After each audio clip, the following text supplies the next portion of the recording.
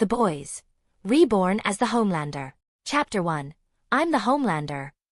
The glaring horn of the semi-trailer truck penetrated the curtain of rain blanketing the city, pinging my brain to stop and turn into its Optimus Prime-sized headlights. Guck. Einjin. Kep. Tyan Bams. My brain slurred as my eyes closed, embracing the enveloping light as the inevitable happened. My eyes open with a gasp and consciousness flows back as cool air enters my lungs. A dream. It was all a dream. Immediately a ringing sensation hits my ears and a splitting headache assaults the back of my head. I briefly try to look around, not recognizing where I am. Whose place did I crash at? A cacophony of sounds suddenly attack me, and the ringing sensation intensifies, muting them as if behind a thick wall. My whole head is now burning, and my face feels flushed with heat. I stand off the couch and feel the cold floor underneath my feet. Looking down, I realize I'm naked. My brain now feels like it's going to explode, and my whole body feels warm. I feel parched. Water. Need cold water. I move towards the giant sink on the even more enormous island, only to find my limbs uncoordinated. I turn the tap on and don't even bother with finding a cup. Instead, I use my hands and greedily direct the flow of water into my mouth. The refreshing feeling cools down my insides, and I slowly feel the ringing tone down. Fucking inception bombs. Always terrible the next day. I throw my whole face in the jet and let it cool my head. The headache is slowly receding away. Maybe it won't be so bad today. My stomach feels fine now that I think about it. I didn't even take Pepto before going out last night. As the last remnants of the headache disappear, I turn the jet off and stand wiping the water in my eyes with my hands. It's as I do the typical shaking the water out of my hands into the sink, I notice something off in the spotless polished surface of the tap. What the fuck? I feel my heart rate rise up again as I take my eyes off the tap and look around again, taking in every detail of the spacious living room in front of me. I see full-length mirror on the opposite side of the apartment, closer to the giant windows. I practically leap there only to fall unseemingly into the couch. What the fuck is going on? I feel panic surging through my stomach to condense into a knot of anxiety as I rise. My body is disproportioned, and I just jumped from basically standing position across the large spacious living room, an impossible length. As I face the mirror, I freeze. A sculpted body as if I was a swimmer, blonde hair, sharp deep blue eyes, ski-sloped nose, square of jaw with a pointed chin and a face that while not mine I recognize well enough. Holy crap, I'm Anthony Starr. My first thought is then the memories hit me like a bulldozer, bringing back the migraine in full force. I clutch my head as I drop to the floor, gasping for breath with teary eyes as the ringing intensifies, and I feel as if the back of my head will explode. Images of men in white coats prodding and poking, being tied up on tables while they tried to dissect me. Feeling the pressure of the scalpels, unable to break my skin, getting angry and feeling pressure in my eyes. Being shot at with increasingly larger weapons, feeling the pain of the bullets hitting, then explosions, being drowned, lasers trying to burn me, poison burning my insides. Pain, so much pain. Push harder. Faster. I hear the stern voice of the man. An unknown tendril of consciousness pings him as father. First running, then flying. Tests upon tests, experiments upon experiment, and the memories progressed with images of gentle-faced women sprinkled in between, women that cared for me, argued for me, and loved me. Women that I always hurt, had accidents that broke them, and even killed. As the memories progressed, so did my life. First a boy, next a teenager, and then a young man. My power grew, sprouting as I did in height through puberty, thickened and shaped as my jaw squared. As my life progressed, the one constant were the men in white coats. The experiments continued, but the pain had subsided long ago as I grew up. The pain being replaced by a need to be acknowledged, admired, to be loved. The memories continued, my introduction as a new hero, the crowd, their eyes, their hopes, their dreams, I could see it all. My first rescue, the gratification, the cheers and adulation, basking in the glory. Streams of images of my life as hero, galas, awards, helping people, the glory of it all. Then the streams thickened, darkened, my first kill, intentional. He didn't deserve to live, not after what he did to those children. I felt fury, burning fury, so I unleashed it. A split second is all it took. And then panic. Nothing was left of the villain. Panic. Trouble. I would be in trouble, but Madeline, she made it right. She took care of it, the first, the second, and the next. There was always a next in the streams of memories. It was easier and easier, less guilt, less caring, more anger. How dare they go against me? How dare they?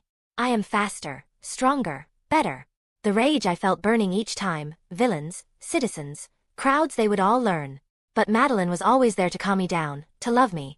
Oh, how I loved you and missed you. always there until she betrayed me. A tornado of rage, loneliness, feelings, memories and emotions as if I was experiencing it for the first time.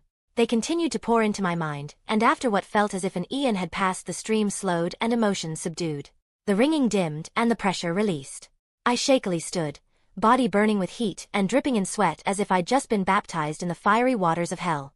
I looked in the mirror, pausing, catching my breath, absorbing the revelations. I stood still, quiet one moment, then two, then, with but a mere thought, I will the mass of my body to gently lift up until I'm supported only by my tippy toes. I stay there for a split second, and then in an act defying the natural laws of the world, my perfect toes break contact to the ground, while I remain in the air suspended as a human-shaped chandelier. Fuck me, I'm the Homelander. Thank you for reading. Chapter 2, Echo. I looked at myself in the costumed, and couldn't help but feel a twinge of pride. I looked good. I looked very fucking good. Unlike the real-life actor, this Homelander could actually fill up the suit with his physique.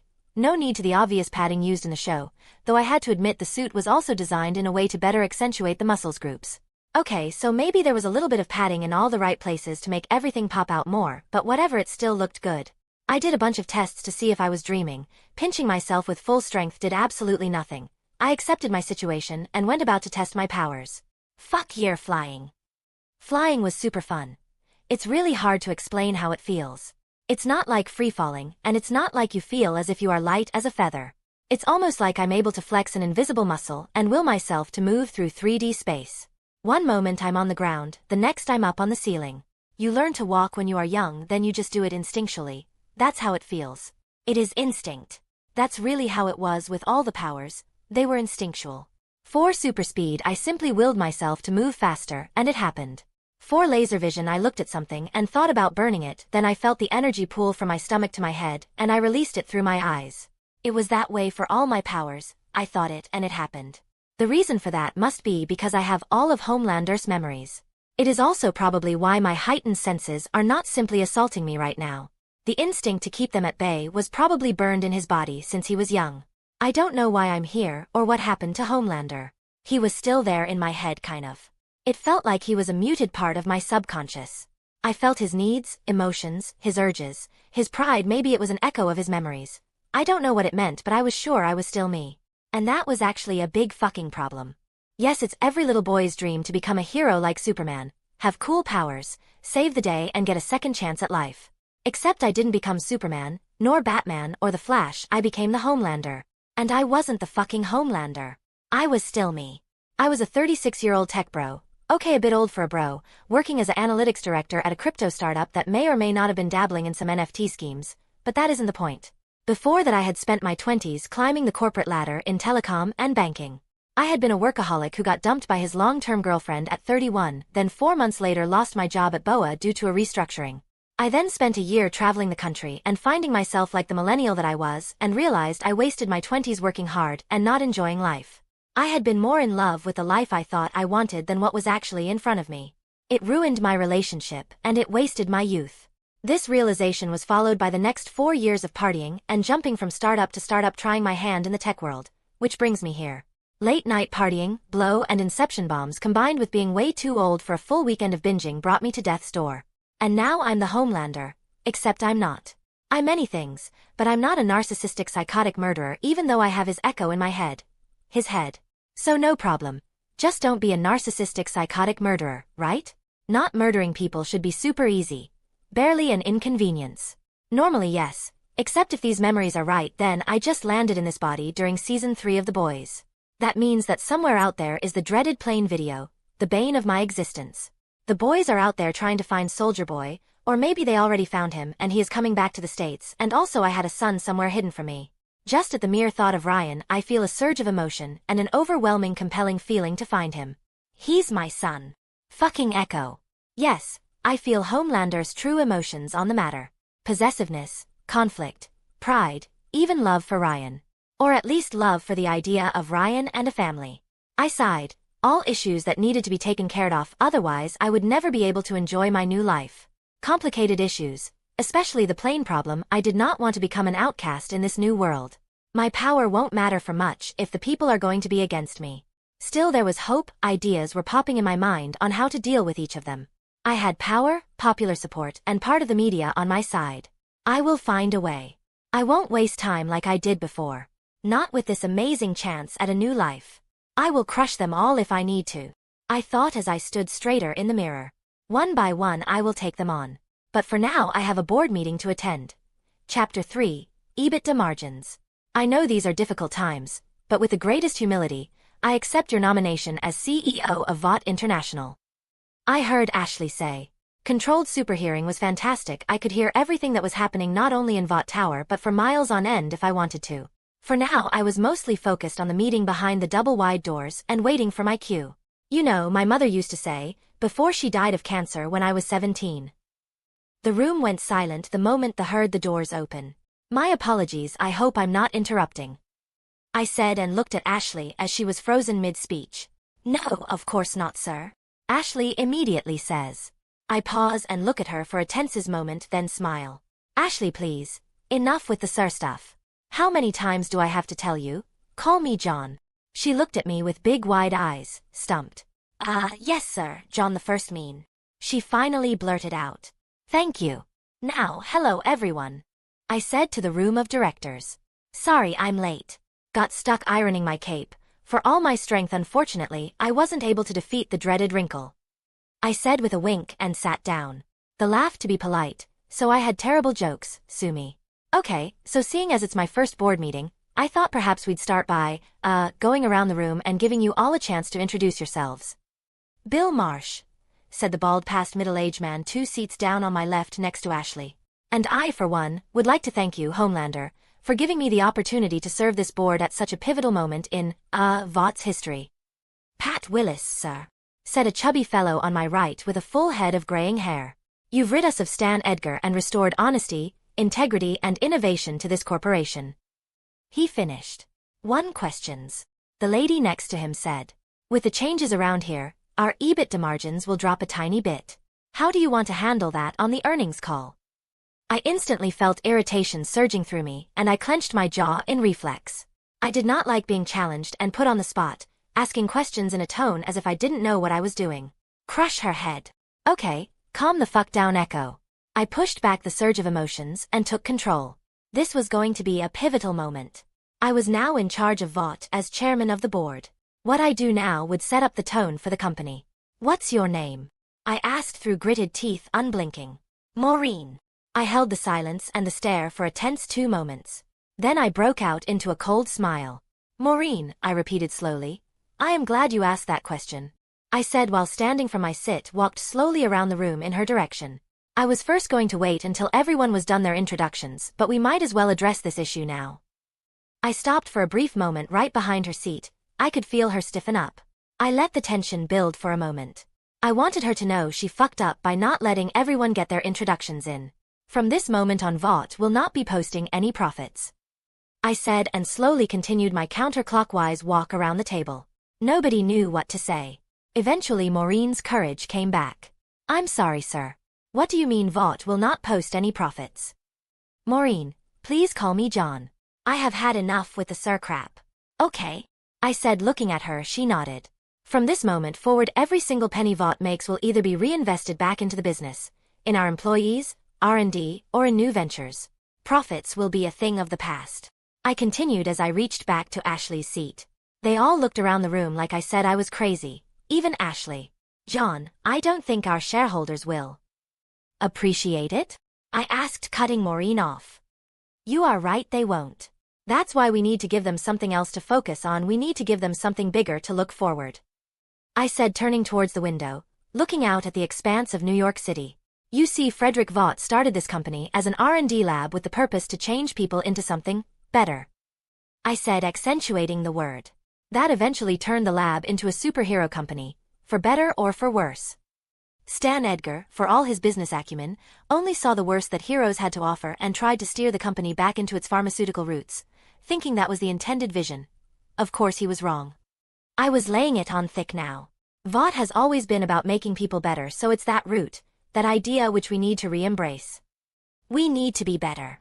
We have to make people better to make humanity greater. Vought will be the company that guides the next step in human evolution, I said, turning around suddenly. Not only on an individual and personal level, but on for society as a whole. I said with fire in my tone. I could feel all of them watching me with wide eyes filled with trepidations, for my own gaze must have looked manic to them. Vought will be humanity's guiding light in the dreadful dark. I raised my hand palm open and closed it into a fist. Vought will be hope. I finished loudly. They all just looked at me, tense, unsure what to say, and I could tell a little bit scared. And Maureen stuttered. How exactly are we going to do that? Quite simple, my dear. I relaxed my pose and brought both hands behind my back. Vought is going into space. Chapter 4. Call me John. Space? Ashley asked. Well, it's more like she blurted it out.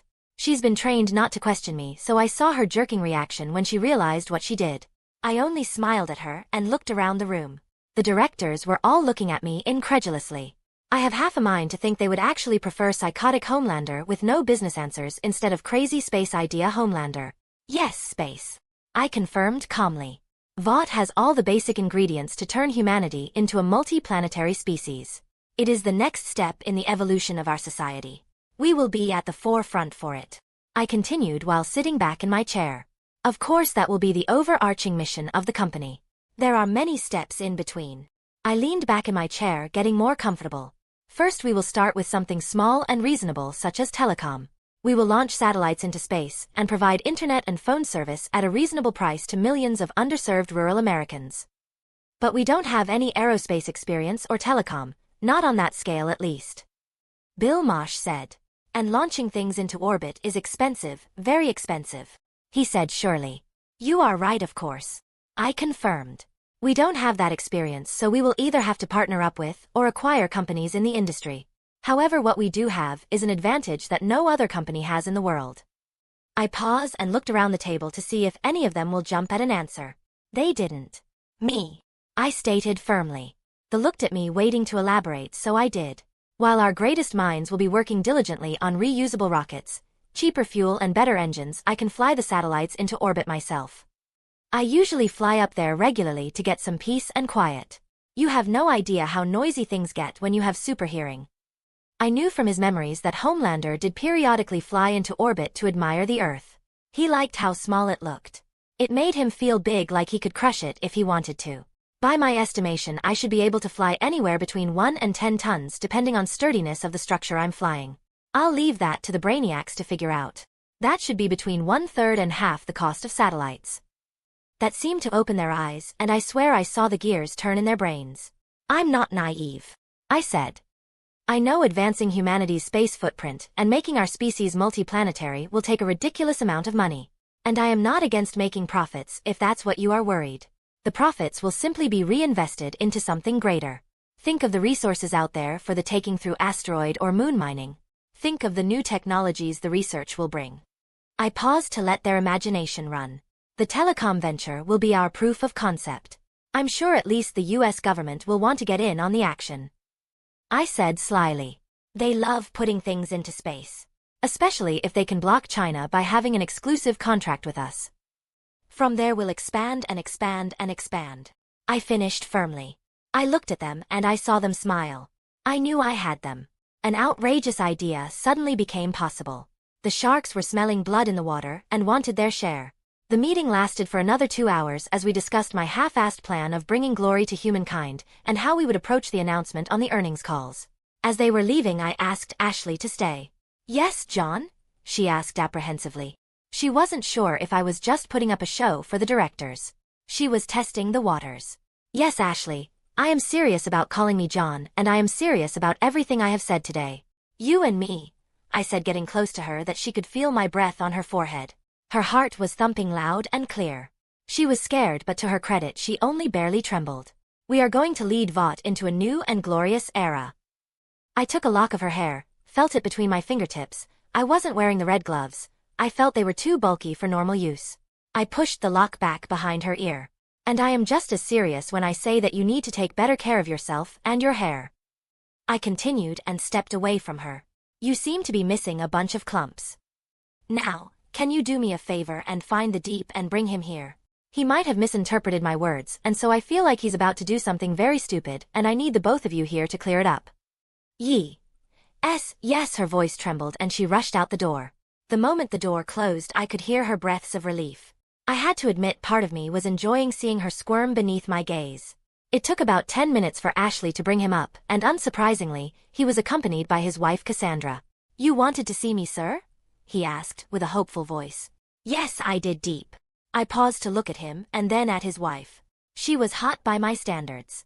Pink lingerie, perky tits. I let my eyes roam over all of her body. Rip her clothes off, cuck him. My right eye twitched at the stray thought. Fucking echo. Creator's thoughts. Freedomfic. Like it? Cheer me up some power stones. Comment. 19 comment. Vote. Chapter 5. Gathering allies. I could see that she was a bit unnerved, but the Deep didn't dare say anything. Not only he was scared of me, but I practically smelled his desire to be back in my good graces, back in the spotlight. I turned back to him. "I couldn't help but overhear your meeting in crime analytics earlier today, and I think you may have misinterpreted my intentions in the conversation we had yesterday." I told him. "Oh, okay." He looked at me confused, and so did his wife. "You don't want me to take control to clean house of dissenters?" he continued, unsure. Poor choice of words on my part. I stated. What my intention was to ensure we have a clean house. One that works efficiently, in harmony. The folks using social media to express their grievances against Vought. Against me, well, they are not in harmony with the rest of the team, but they are still part of the team. I paused. And crime analytics is a very, very important team. It's how we maintain our image, by solving and preventing crime. A hero cannot be a hero if he doesn't tackle crime. Isn't that right? Yes, of course. He replied. Well said, sir. Ashley replied. My head snapped towards her, and she immediately fixed her mistake. John. I turned back to the Deep. So you see, we need to keep the team happy, so they can work effectively like little bees. It's why I've made you head of crime analytics. Nominally, Barbara will still be in charge of the actual day-to-day operations, of course. Then I laughed, snorted more like, and stole a look at Ashley. You obviously don't have an analytical bone in your body. Ashley joined in the laughter, and so did his wife. I could hear they were both genuine in their laughter. Making fun of the Deep felt pretty good, but I turned back serious and continued. So you see, what I want you to do is to go there and inspire them, be their shining light, become their friend. As your first assignment, I want you to get to know everyone, find out how they take their coffee, their hobbies, the names of their pets. He looked at me confused. Endear yourself to them, become their trusted ear, their connection to the Seven. Make them feel like they are part of the team. You are the only one that can do it. I am. Of course. The rest of the team, they are prickly. Well, they are a bunch of assholes, really. I stated. You, on the other hand, are approachable, friendly, a real man of the people. Your telepathy grants you something that the rest simply don't have. Oof. Man, I was going to need to rinse my mouth after spewing this much bullshit. It does. His eyes were big, questioning and absorbing everything I said. I moved close to him and did the classic Homelander move where I put my right hand behind his head and slightly pull them in. Empathy, Deep, empathy. You can connect with the common man. So can you do this for us, Kevin? I used his real name for added effect. For the team? For me? And I looked him straight in the eyes. Why? Yes. Of course, he finally said confidently. Excellent. I let him go and turned back towards Ashley. Now, to fix the earlier miscommunication, we'll bring Barb back on board, and then you and her are going to conduct performance reviews, and you are going to ensure that everyone gets a bonus increase between 20 and 30%. Understood. I asked the room, and everyone agreed. It took another hour to find Barbara and get her back on board. All it cost was some heartfelt apologies plus a 50% raise in comp and 50% retention bonus of total comp. Fuck it, Vought had money. I could have just fired the Deep or called him a moron, but that would be counterproductive. The Deep was an idiot, but he was very malleable. He would become my loyal idiot. I did not plan on isolating myself like Homelander did in the show. One man a kingdom does not make. Plus, I had too many enemies. The boys were gunning for me, and so was the government. Well, parts of the government. Soldier Boy was going to make an appearance today as well. I needed allies, loyal soldiers who would do my bidding because they believed in me and my cause, but mostly because they believed in me. I'm not stupid. I know the Deep can be wishy-washy, but I also know that deep down, pun intended, he wants to do the right thing. He yearns for respect, for acknowledgement, and even to repent for his previous crimes. With the right pressure points, a sprinkle of fear and a bit of respect, he can be a most loyal tool. A dumb tool, but loyal. After all, I don't want all my soldiers to be smart. Too smart, and they start asking too many questions. The next of my potential allies are A-Train and Black Noir. A-Train knows too much, so he either needs to be brought back into the fold or eliminated. I didn't want to eliminate A-Train because he could be very useful. He was still popular, and having a speedster on the team was always a good idea. Plus I wanted to minimize deaths. It is a goddamn testament to Edgar, Stillwell and Ashley's skills. Vought as a whole really that they have been able to cover up so much crap. A-Train can be convinced back and his motivations mirrored the deep thought he is not nearly as malleable. Black Noir was a though one and the most needed one. He was by far the most capable in his abilities, both in his heroics and clandestine actions. The man was a trained ninja, stoic, silent and deadly, and he had ridiculous high ratings. When you don't say a word, people just project their own image onto you. I know this isn't like the comics, so I have nothing to fear there, but the question is if he is Edgar's man or not. Even so, his feelings on Soldier Boy were clear enough. If I give him Soldier Boy, that should earn his loyalty for a time at least. Provided I can actually take down Soldier Boy, considering how though he is I might have to chuck him into a star or something. Which isn't a bad idea now that I think about it. A problem for later. For now I need to deal with my first meeting of the seven. What's left of them? Creators THOUGHTS Chapter 6. Meeting with the Seven. I watched leaning back comfortably in my chair as the team filled the room. And when I say watched I do mean watched. Mostly Maeve and Starlight. Supervision was great, fantastic for a pervert, and Homelander was a pervert. Good thing I was kind of as well. Of course I'm going to peek. What kind of red-blooded American man wouldn't peek? Even though I had memories of me and Maeve doing it, I was still enjoying the view.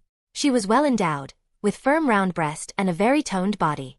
Each supple curve of her physique brought memories to the front where we were joined as one. A cocktail of conflicting emotions surged in my chest. My eyes wandered to below the belt and hot damn. I mean I shouldn't have been surprised, but hey, it's technically my first time seeing it. The carpet matched the fiery drapes, but she definitely needed to do some trimming. Muff dive her. Can't argue with that one, Echo. I really want to. Too bad she fucking hates my guts. Another issue to work on. Maeve was powerful and popular, especially in the LGBT plus ally sector. As a longtime member of the Seven, she gave credibility to any issue we tackled. I'm not going to pretend I can make her an ally, but at the very least I needed to neutralize her. One way or another. There was another benefit to keeping Maeve around that Homelander had pointed out. She was by far the strongest female supe. She was stronger and more durable than most of the male supes as well. Her DNA was precious. Her eggs were valuable. Even if we didn't produce a child, they were still gold research material. Homelander wasn't stupid. Percy. I had his memories, and he had read up the research materials on Compound V. Okay, the short notes. The compound reacted differently for every person, hence the different powers and the incredibly high mortality rate. Especially in adults. It was obviously something in the DNA, some sort of mutant or metahuman genes that the scientists haven't been able to fully identify and refine the formula of V to properly interact with them. But they must be getting close, otherwise Stan Edgar wouldn't have put his hopes on 24V.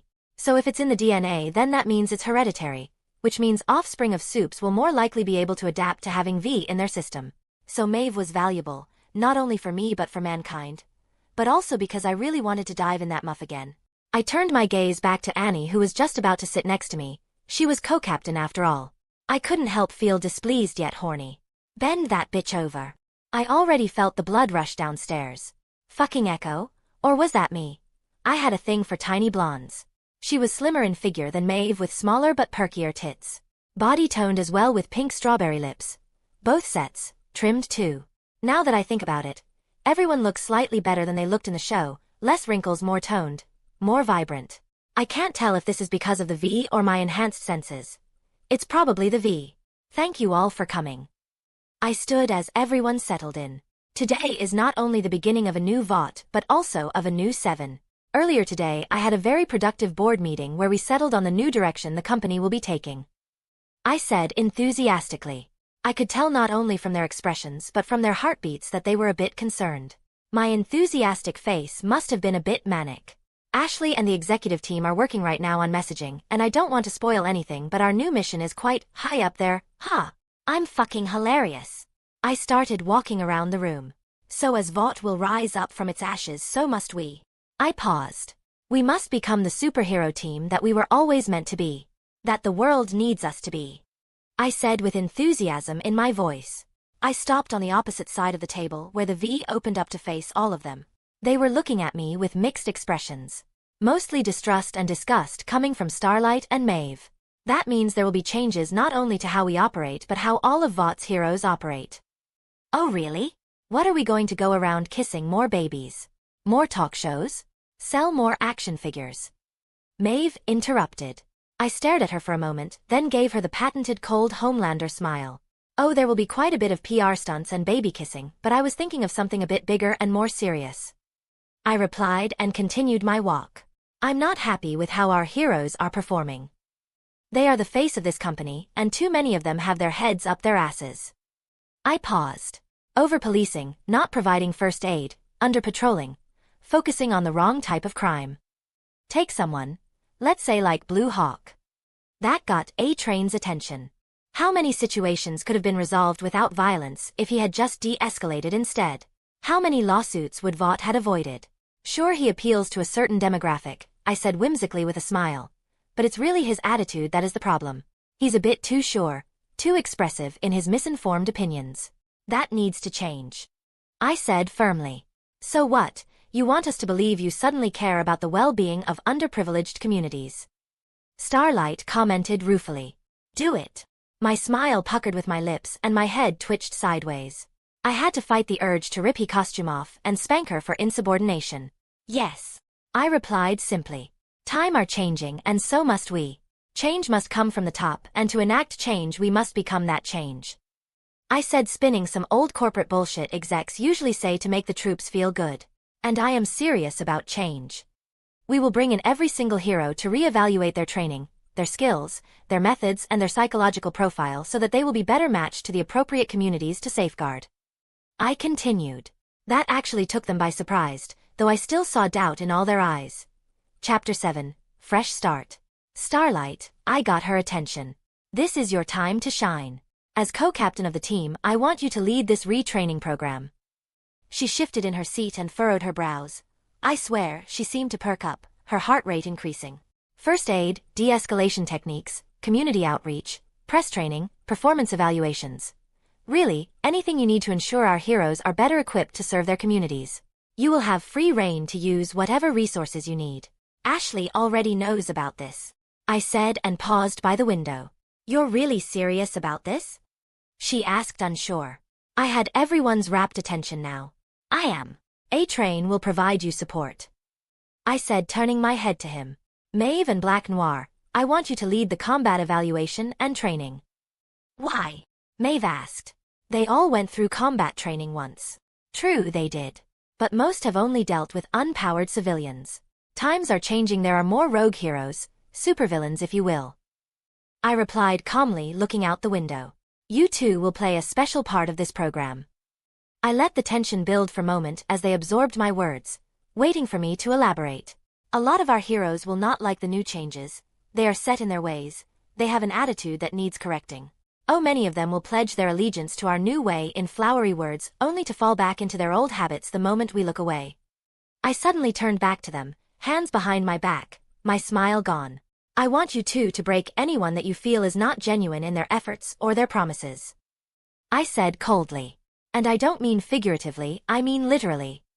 Any whiff of treason, laziness of empty platitudes.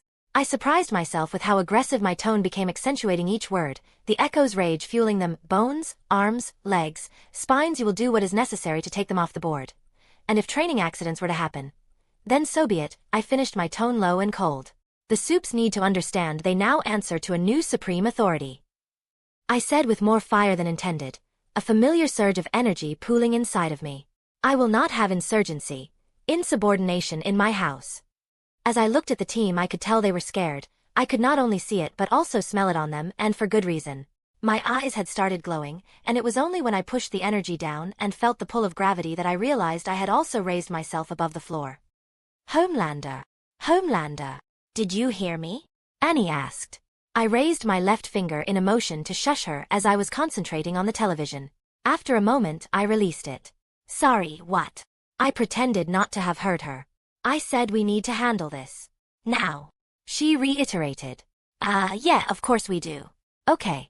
So, book slots on all the Sunday shows. Or maybe a press conference will be better. I posed to Ashley. Or both. We'll have to communicate that we have everything under control. That's smart.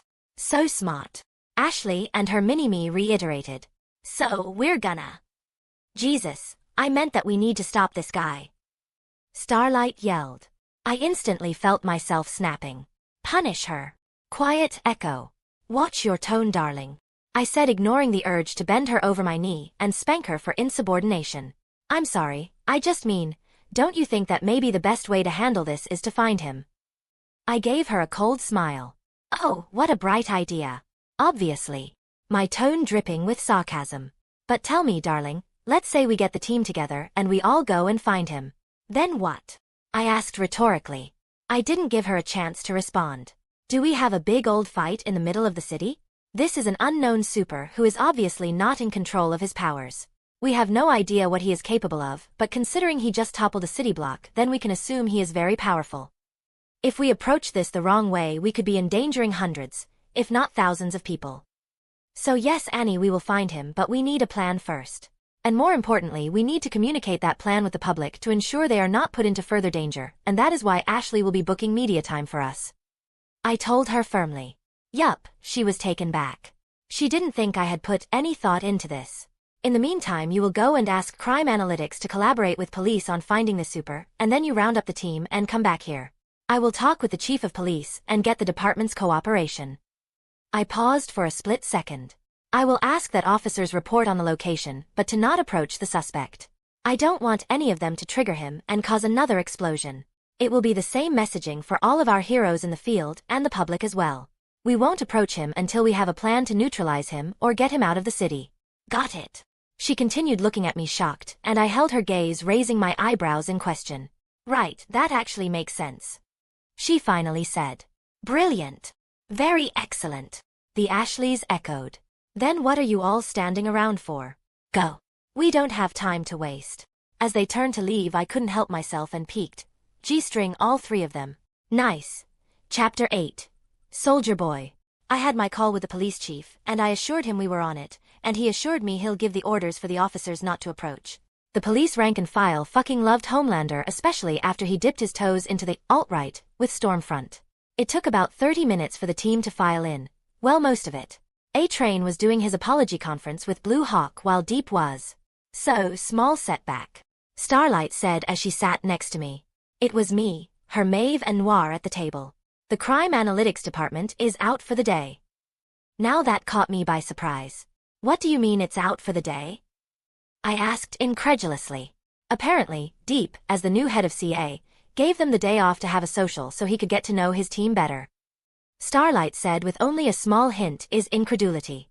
You made Deep head of crime analytics. He's a fucking moron. Maeve yelled. I rubbed my temples in frustration. Well, at least I can't say that the guy wasn't trying. Nominal head. I replied, frustrated. Oh, don't look at me like that. He needed a way to get back in the good graces of the company, and the department has been complaining they don't have a direct line to the heroes, to us. I paused. I thought it would be the place where he could do the least amount of damage, maybe even learn something. Besides, Barbara is still in charge of ops and with a very hefty raise, I might add. Maeve made to protest, but I cut her off. Never mind that. Did you manage to contact any of them to come back? I asked Starlight. We got a hold of Barbara, she was home, she managed to reach a few of the analysts, so at least some should be coming back, but... And she hesitated. Just spit it out already. Apparently they are pretty drunk. I couldn't help but roll my eyes. Fucking Deep. Well, drunk analysts are better than no analysts. I finally said. Let's focus on what we can control for now.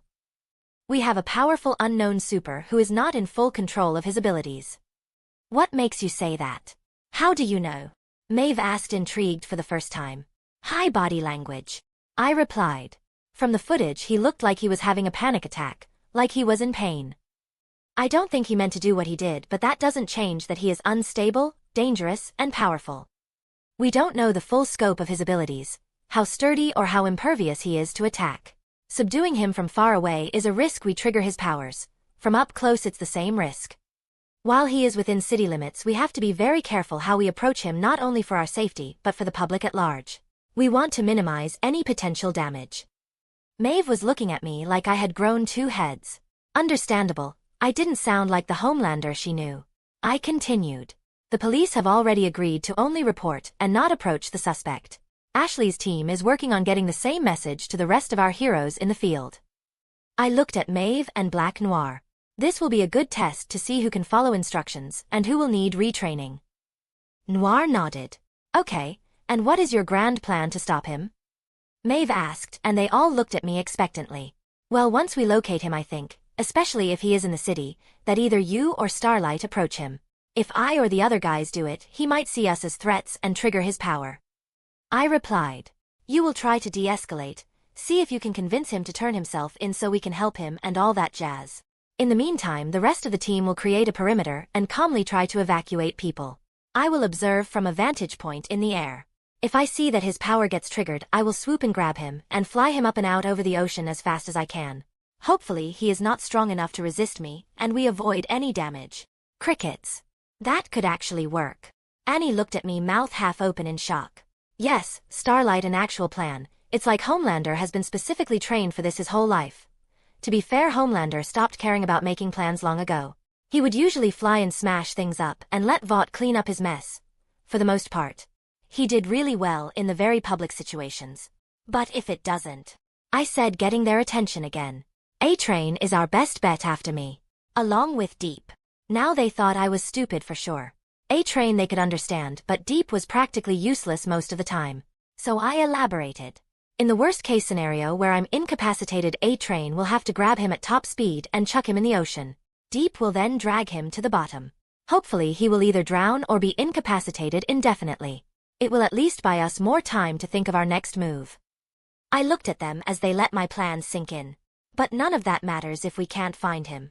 So in the meantime, Starlight, you work on getting a hold of Deep, A-Train, and the CA team. Maeve, you work with Ashley to get our messaging to the rest of the heroes in the field. They will listen to you, they respect you. I said firmly. Noir, you go to IT and see if you can get some in-ear portable radios. We will need to shore up our communication in the field. Don't want any mishaps because we couldn't talk to each other. He nodded. I have a few media spots where I will reassure the public that we do know what we are doing and that they should take caution if they encounter the suspect. Now, any questions? There were no questions. Noir didn't talk as a general rule because of his injuries, while Starlight and Maeve were still too shocked by my sudden leadership and competence to question me. Good, then dismissed. I finished firmly and made to leave the room. Makeup needed me there in 10 minutes. And, also, does anyone know who the President of the USA is in the TV show? Chapter 9, 7 on 7, with Cameron. How great a threat is America facing? America, Cameron? I gave him an eyebrows-raised smile like he was just telling a joke to an old friend. Don't tell me you've been having lunch with the CNN boys now, have you? I said, leaning in playfully. Plotting, trying to make Americans scared of their shadows? I finished by making a fake scared face with trembling fingers. Cameron skillfully played along and looked fake hurt for a moment. Ha! They'd rather eat dirt than have me at their table, but considering they're vegan. Well, he said, nodding the obvious to the camera. He smirked, I laughed. The audience laughed, even the camera guy laughed. Look, Cameron, I said, turning serious. To call this guy a supervillain is sensationalist. Clickbait, it's the media trying to make a mountain out of a molehill. Anyone with 2 eyes and a brain could see from the video that this guy was disoriented and toppled over in pain before he literally exploded. This isn't some mastermind supervillain or some terrorist, this is a man in pain that is not in control of his powers. He obviously needs help. The man is probably in hiding because he is scared of what he did. I said and paused briefly, then turned directly to the camera. Now this does not mean that he is not dangerous. A lot of people have died in this incident, and we can't let that happen again. Everyone at home should take caution, and if they see anyone matching the description, please report it to your local police station or to Vought 1-800 tips number. We are in full collaboration with our brave officers to safely bring in this individual in and determine exactly what went on. I turned back to Cameron. The storm chasers, Stormfront supporters, said on 4chan that this whole thing was an attempt by Stan Edgar to discredit you. Cameron pushed on. I chuckled a bit. Right. Yeah. Well, look, I don't know anything about storm chasers, but, look, I can understand why they might think that. The minute we free Vought of the corruption and the lies, the moment we try to take the company in a new direction to help people, I pause for a split second. And trust me when I say the new direction of the company will help not only Americans but all mankind. Now I'm not going to say anything now since the team is working tirelessly on it. I made a motion to continue, but Cameron interrupted. I'll get the exclusive interview? He playfully asked. Is there anyone else I could trust to tell the truth? I said, motioning the obvious. You heard it, folks. VNN exclusive, only here you will find out how Vought will change the world. Cameron said to the camera, then turned back to me. Like I said, Cameron, the moment we try to do good, this happens. Smells like a false flag. He said in his questioning tone. Well, you said it, pal, not me. I replied, not fully denying it. And what do you say to the mayor who wants to, impose a citywide curfew until the terrorists are captured? I rolled my eyes in a very obvious way.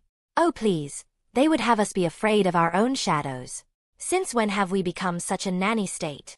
I turned towards the camera. This isn't some mastermind supervillain out to get you. Is this individual be dangerous? Obviously. We are all red-blooded Americans here. I trust you all to use your common sense. The politicians may not, but I do. If you see someone matching the description, report it. Don't approach them.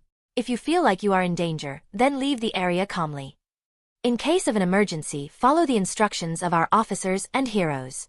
If someone needs help, help them if it's safe to do so, or call for help. Look, this is common stuff. Go live your lives, go about your day, have fun. Don't give in to cowardice. Don't let them scare you. If you're scared, you can be controlled, and that's what most of these politicians and media outlets want. I said, finishing my speech. Our interview lasted a few more minutes of banter, where we more or less made fun of the liberal elite. Though there was some shitting on Fox News as well. Fox was more of a mixed bag in this universe since VNN existed here. They did pretty well in covering non-soup topics. They put the fear of God into poor white Americans that liberal gay vegan immigrants were going to come and suck the Jesus right out their children by licking their buttholes. Between VNN and Fox, America was never going to get universal healthcare. But hey, they loved Homelander, and I needed my power base. I had a very important meeting with a very important man that I needed to get on my side. Chapter 10. Martin Schultz. This man was Martin Schultz, Chief Science Officer of Vought. He was Vogelbaum's successor not only in title but in brains as well. In short, he was a brilliant man, a loyal company man. Martin, thank you for coming up. I asked him to come in the penthouse. It was by far the most secure place I could think of. Homelander didn't like to be monitored. He regularly checked for devices with his enhanced senses, though considering how advanced technology was getting, I don't think I could ever be sure no one was listening in. Still, this was by far the safest choice for a private conversation. Not like I could pop in the local coffee shop. John, he said in acknowledgement. How could I not when you called? I beckoned him to sit on the couch. Coffee, tea? I asked and made to go to the kitchen. No thank you. I just want to get this over with. If you're going to fire me, then say it and let it be done. That surprised me. Martin, what the hell are you talking about? What gave you that idea? Stan's gone, Stillwell's is gone, half the board is gone, and Ashley told the remaining exec team about your space ventures. I assume you're going to need our budget for that, for acquisitions and such. You're going to keep a skeletal team. It's obvious, out with the old and in with the new. He said reluctantly. Well, he wasn't completely wrong. We did have a fairly new board. It hadn't been just Stan that got accused, most of the board came down with him and a few of the Vought execs. But he was completely wrong about why I called for him here. Martin, I would never do that to you.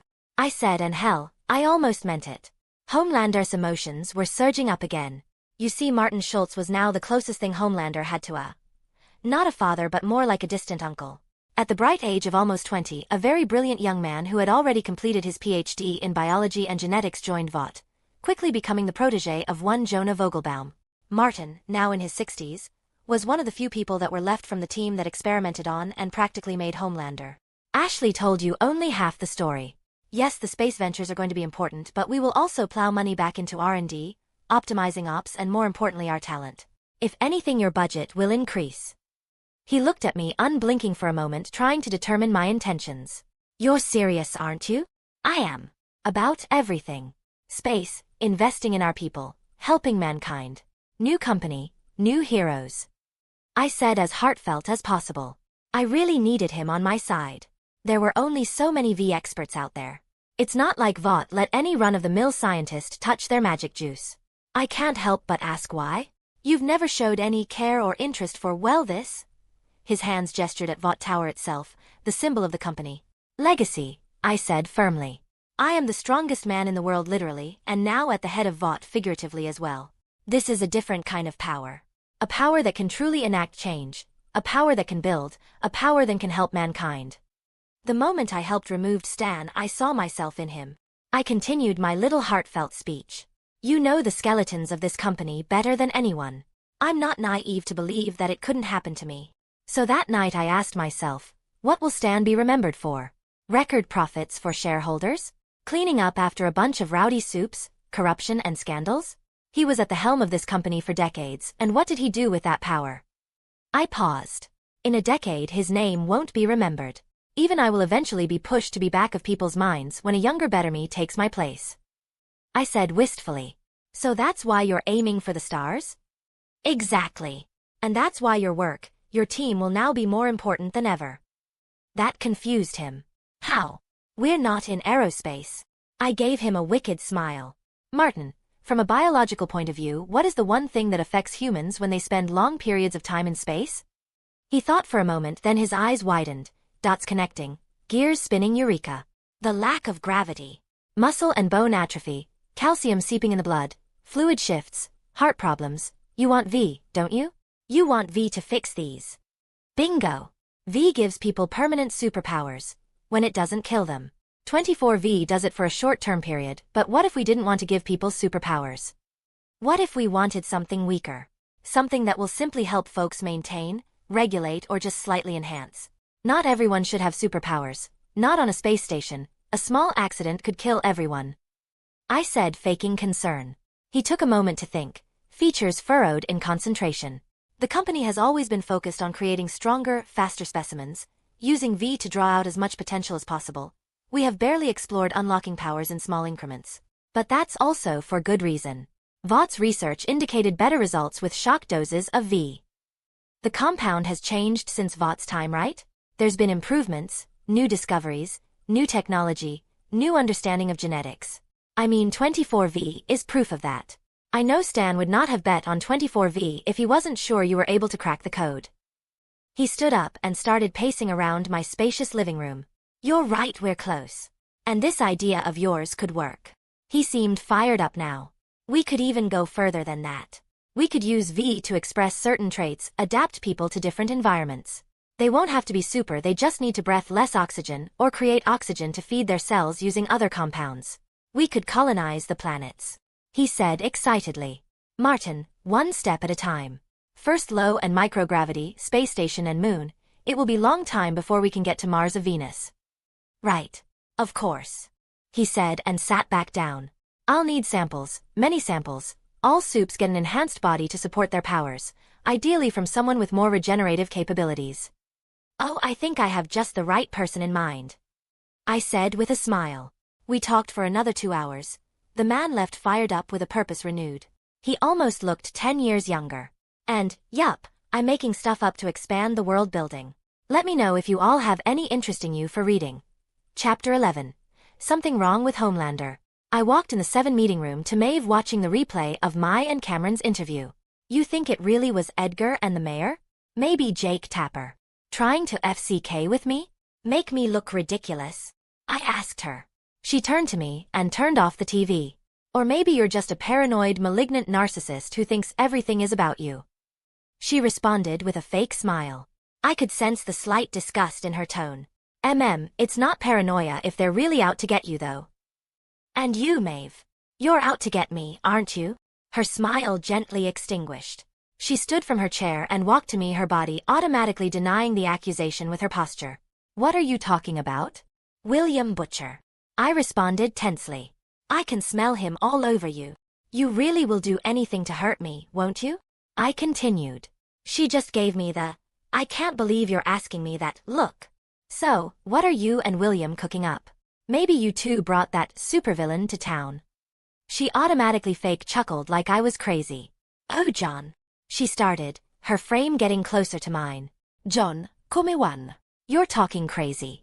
I'm not cooking anything up with Butcher, she chuckled softly. I could smell her strongly now. Aside from Butcher's faint residue, a tiny amount of adrenaline released, an inkling of sweat readying in the pores, fear. Let's talk about this. She finished softly. Liar. The scream almost made me twitch. I felt the betrayal physically. Homelander still had conflicting feelings for Maeve.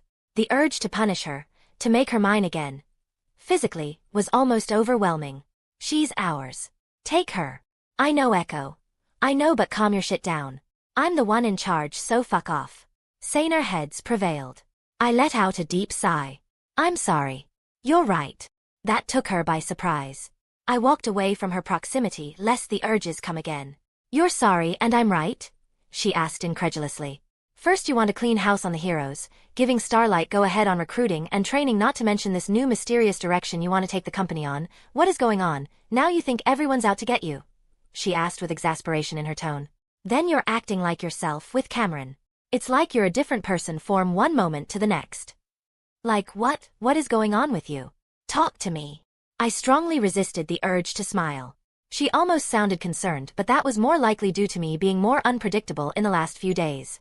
Homelander was scary, but fairly predictable. He wanted to be loved and hated being questioned. But his plans and schemes for the most part were fairly simple, effective but simple. One-track type of thinking. He wanted Vought to be his to take the shackles of Edgar off, and to make it back into a superhero company so he could be loved for being the greatest hero ever. Simple to follow, simple to understand. I don't know. I guess this whole taking over Vought thing isn't what I thought it would be. I say solemnly. Everyone's looking at me for everything. Things I hadn't even considered. The auditors want to talk to me something about the Vaughtland revenue recognition and setting up a new internal control committee. I said incredulously and shook my head. I started pacing around a bit faster. Meeting after meeting, email after email, it's just non-fucking stop. Can't everyone just do their fucking jobs? I practically shouted. And now this supervillain, the fucking media won't let up on it. I stopped and turned back to her. Look, I'm sorry. I think I'm just feeling cooped up. All I've done the past 2 days is just be in meetings. I said exasperatedly. I raised my hands over my head and subtly started stretching as if I'd been a desk monkey for the last 20 years. Yeah, well, not sure what you were expecting? What did you think Stan and Ashley did all day? It's all the boring paperwork we never wanted to do. I just gave her the patented Homelander look. I thought the lackeys would take care of most of it. Besides, Vought is almost 100% paperless. It's all about digital signing. Got it, boomer. I said jokingly. Funny. Her response is sharp but snarky toned. Can you do me a favor? I ask, changing tones, and make my way towards her. She looks at me expectantly. I have about an hour and 15. Do you want to get a quick spar in? I ask hopefully. She looks at me like I got hit in the head with a nuke. A spar? Me and you? She pauses. Yeah, a spar. I repeat. We haven't sparred in like a decade and a half? You don't spar, she affirms strongly. I roll my eyes at her. Yes, I know. But look, unless that supervillain, I said using air quotes, comes out and blows another taco place or something, I'm not going to get out of the office until I fake looked at my hand for a non-existent watch next Tuesday. She scowls at me. I know she's trying to think what my plan is, so I push forward. Maeve, I'm losing my mind here. I need to get some movement in, or else I might just laser in half the next person that asks me if I've read their email. Come, one. Noir is busy, so you're the only one that can reasonably take a punch. Unless you want me to go break a bunch of interns in half, them and fucking IT. I said only half jokingly. She stared at me intently. Fine. I let a wide smile reach my ears. Excellent, meet me in the training room in 15. I said and quickly shuffled out the door. A spar? A fucking spar? She couldn't help but think. He's up to something. But what? Something was wrong with Homelander. Chapter 12. A friendly spar. Something was wrong with Homeland. More wrong than the wrong that was Homelander, and it made her uneasy. Homelander had always been unpredictable. Kind of, she thought. When you were around him, you just weren't sure when he would react with violence, especially if you were in private. But the last 2 days have been weird. The new initiative, giving Starlight free hand on the heroes, him taking seriously the Vought office work, his actual plan for Soldier Boy. Hell, the only thing she could understand was him wanting to break the other heroes. That made sense. That was classic Homelander. He didn't give a shit about anyone, and he hated to be questioned. Does he know about Butcher and Soldier Boy? She asked herself. No, if he did, he would have pushed the conversation on it. The knot of anxiety in her chest was growing. He was up to something, and she needed to find out. She hated how he had controlled her for what he did to her. To everyone. She couldn't help but spite him, so she took her time getting to the training room. When she got there, she was surprised to find him Homelander there, topples, in a stance, punching the air and dodging imaginary strikes. But even more surprising was his new accessory. "Are you wearing a pink hair bandana?" she asked, mockingly, making a reference to the plastic accessory holding his hair back. "Haha. Come on, get it out of your system," he said. "It's Ashley's. The mini-me. I'm almost out of hair product. Didn't want to waste it on this." "Now need to warm up?" he said as he stood relaxed, chest out in front of her. Maeve just chuckled and shook her head. "Sure. How about you punch me as hard as you can to start off? I won't fight back." Maeve just looked at him. "You're joking, right?" she asked, not believing him. "What are you playing at?" she thought. "Come on. I know you want to punch me. After everything I've done. For Elena? I know you want to," he said sheepishly. That triggered her rage. "What's your fucking problem? What is this, some fucked up way to try to absolve you?" she asked angrily. Whatever game he was playing, she was not going to let him get to her. "Oh please," he said dismissively. "You think I can't feel the tension between us? There's something up your ass as much as there is mine. So let's have it. Punch me as strong as you can. I know you want to. I won't block, I won't fight back. Then we can have an actual spar," he said, and put his hands up in surrender. "Come, 1 time's ticking here. I have a meeting after this to prepare for the meeting after the next meeting." Homelander said, his tone oozing with exasperation. Fine, if this is what he wants, she will make him regret it, she thought. She grounded his stance, twisted the hips, and launched a straight right, connecting right with his perfect nose. The strength of her punch launched Homelander of his feet, bouncing him on the floor. "That did make me feel better. She's been wanting to do that forever." "Ah fuck. That hurt like a motherfucker," she heard him say as he got up, his hands checking his nose and face. "Am I bleeding?" he asked her. He wasn't. "No, of course not." He answered his own question. "Still, that fucking hurt," he said, scrunching his face. "Now you got that out of your system? Can we have a spar?" he asked. "Well, if you want to continue, staying to course. I can do this all day," she said with a smirk. "Cute. But no." He dropped into a boxing stance. She did as well.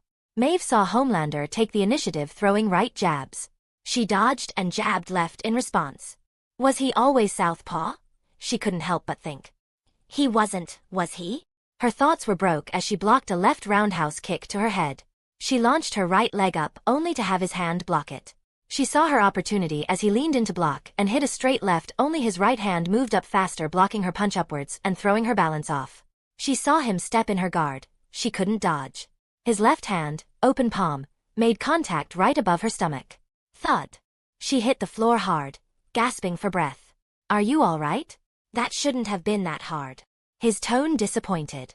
She took his hand and lifted herself back up. "I'm fine. Again," he commanded. Maeve felt herself fall back in a stance. Homelander did the same.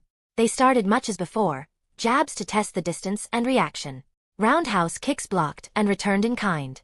She stepped in, jabbed with her left, the followed with a straight right, hitting his guard. She felt him absorb her punch, then saw him weave to the right almost waist level and spring out with a hook at her midsection. Her quick reflexes allowed her to crunch and block. She felt herself rattle from the strength. Since when does he fight so technical? He allowed her a second to recover, then burst back in action like a lion on the hunt. They circled each other, exchanging kicks and blows, feints and traps. As the brutal dance continued, the tempo increased. The next blow a little bit faster, a little bit harder. "He can go faster, but he's matching me." "Why?" The exchange continued. She was him sport a wicked grin and increased his speed. Caught up in the dance, she matched, adrenaline fueling her movements, sheen of sweat building. Their movements now bordered on blurry. She didn't think, she just acted. To think was to make a mistake. She hadn't pushed herself like this in years. Since the last time. That was a mistake. A stray thought was all it took. A mistake. In slow motion, unable to react to his speed, she saw Homelander step in her guard again. His powerful left hit her above the stomach, the same spot as the first time. She felt his punch burrow into her, lifting her off the ground. As her insides crunched and eyes bulged in pain, she only barely registered the right hook speeding at her head. As she hit the mat and darkness took her, she vaguely heard through fuzzy vision. "Medic team now." Chapter 13. A big problem. Everything is prepared? I asked Schultz as I watched the medic team take the unconscious Maeve away. It is. Good, I need her out for about 3 days, maybe 4 if you can stretch it. The broken ribs and plexus should take about a day, right? He nodded. Shouldn't be a problem. We'll have to keep her in to scan her head. Just in case. That hit looked pretty bad. I shrugged. It's been a while since I sparred. I said. He just raised an eyebrow but didn't say anything. We shortly went our separate ways.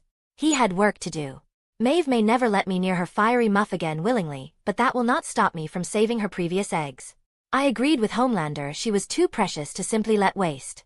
Later that evening, after a god-awful long-ass day full of meeting, because unlike Homelander I did want to actually know what the fuck was going on in Vought, I was half a mile up in the air watching Soldier Boy blow up the Crimson Countess. You weren't supposed to be here, I heard Huey say. 15 seconds. No, 12 seconds. I had 12 seconds before Soldier Boy could fire up his soup death ray. So no more secrets, huh? I heard Annie reply. Huey, please don't go. Her trembling voice and higher heartbeat were clear as day to me. Betrayal, deep into her core. A fissure into her heart. You fucked up, Huey. I'm going to take this tiny crack and rip it wide open. I was in the 7 meeting room going over different radio equipment Noir had brought that we could use in the field. I got to love the guy. He was very efficient, unlike the other dipshit heroes. Useless. Of course they are, Echo, of course they are. Noir couldn't talk but he brought a little package with information on each of the different equipment.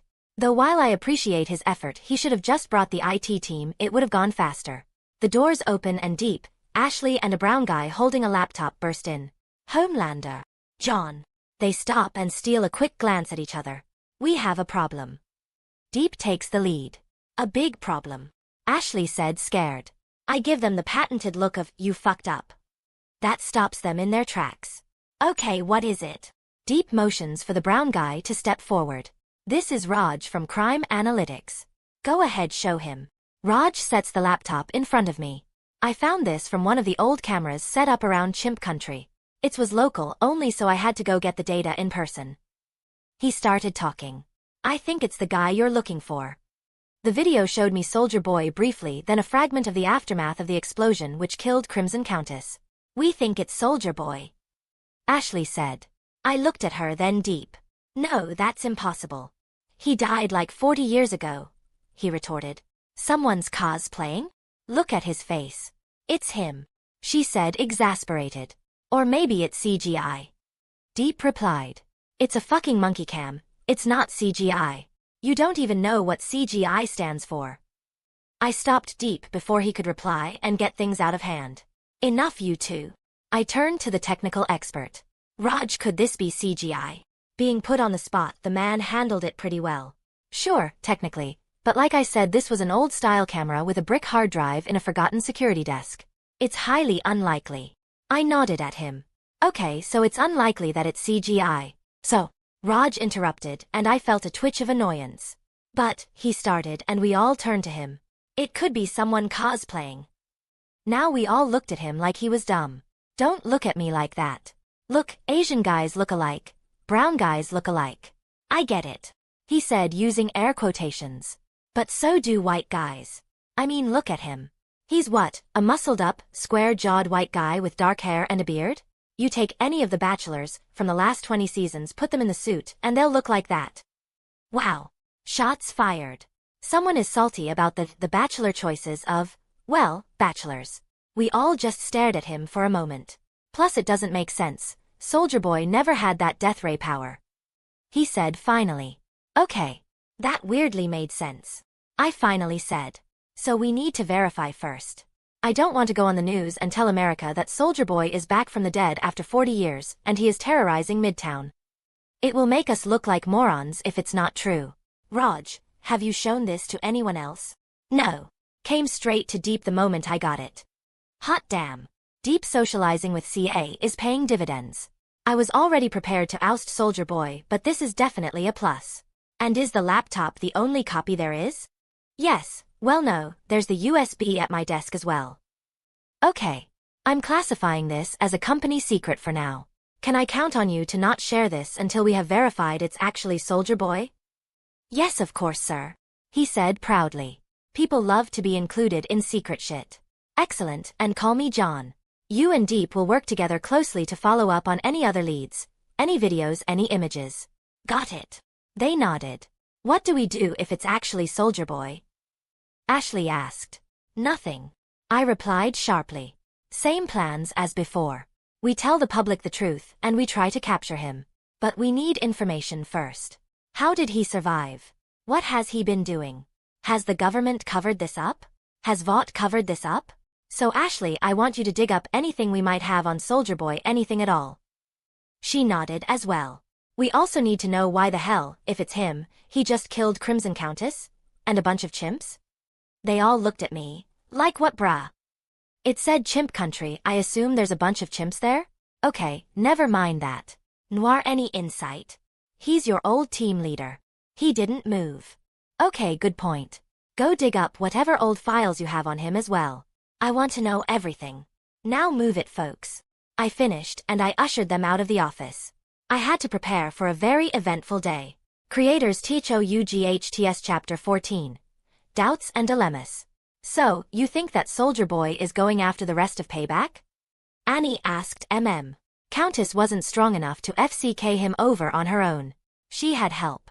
Soldier Boy is just getting started. He affirmed in his gruff tone. Do you know where any of them are? She asked. Those shady-ass TNT twins. Got an address in Vermont. Okay. Does Butcher have it? No, but he'll get it. M replied and picked up another gun to inspect. I think Soldier Boy is bulletproof. She remarked. This ain't for Soldier Boy. M said with snark in his tone. Look, I'm pissed at those guys too, but we have to keep our heads on. Annie begged. Why? Why do I always have to take the high road? You know, when white folks get mad, y'all amamacrontage RFCKRS go berserk, but I got to turn the other cheek? FCK the high road, FCK Butcher, and FCK Huey, he said, clearly upset. Huey is not himself right now, she said, coming to his defense. Huey is a grown-ass man that's made his own choices. Please. Soldier Boy is gonna kill more people. I mean, FCK. Kimiko is in the hospital. She lost her powers. Frenchie isn't answering, Alex is dead, and Maeve's in a medically induced coma. Homelander concussed her and broke every rib in her body. M looked at her questioningly. Annie sighed. They said it was a training accident. And you believe them? Of course not. But her injuries are real. I saw them myself. Her whole side of the head was bruised and swollen. So he finally snapped at her. He replied coldly. I'm surprised he didn't just kill her. Is the cover-up gonna hold? Annie didn't say anything for a moment. M saw her fall deep in thought. Annie? She looked at him. That's the thing. It was really weird. They didn't threaten me, didn't block access to let me see her. Ashley even showed me the video when I challenged her on it. It looked like they were actually training. Training? He asked skeptically. Yeah, they were sparring. It didn't really look like a beatdown. No flying, no laser eyes. It was kind of like a weird but beautiful dance. Right before, well, he ends it, they were moving so fast they started to blur. So, maybe he just used training as an excuse to beat her up. She's too high profile to simply get rid of. Yeah, but then why go through the trouble of actually sparring? They could have just lied and blocked access to Maeve. But that's not all. She continued. What? What is it? M asked, curious. I can't exactly place it how, but Homelander's changed. Something's wrong with him. M just raised his eyebrows. Oh, you don't say? What gave you that idea? He asked sarcastically. Annie let frustration color her face and gave him a look. It's not like that. TSK, she started pacing around the room. Ever since he took over Vought, he's been different. Different how? He went on a big rant about how he wants to clean up all the heroes, that he won't allow insubordination under his watch. She said and paused. Get this, he wants me and A-Train to put together a training program and evaluate everyone. He said I have free hand not only to train but to suspend anyone that I want. He's also got the whole executive team working on some new initiative for Vought. Something super top secret. He even has a plan and a backup plan to deal with Soldier Boy. She continued. He does? He knows about Soldier Boy? No, not that he's Soldier Boy. His plan is for me or Maeve, or I guess just me now, to approach him and get him surrender, and if that doesn't work and Soldier Boy starts glowing he'll swoop in and flying him up to avoid casualties. She finished with air quotations. M.M. snarked at her. Convenient. Lets you take all the risk and he sits back. And what's his backup? A-Train grabs Soldier Boy, runs him in the ocean, where hopefully Deep will be able to drown him. He hopes it will throw Soldier Boy unconscious if he can't breathe. M.M. eyebrows raised in surprise. Damn, that's actually not a bad plan. It might not kill him, but it could work. The man still needs to breath. And not only that, but he's involved himself deeply into Vought day-to-day stuff.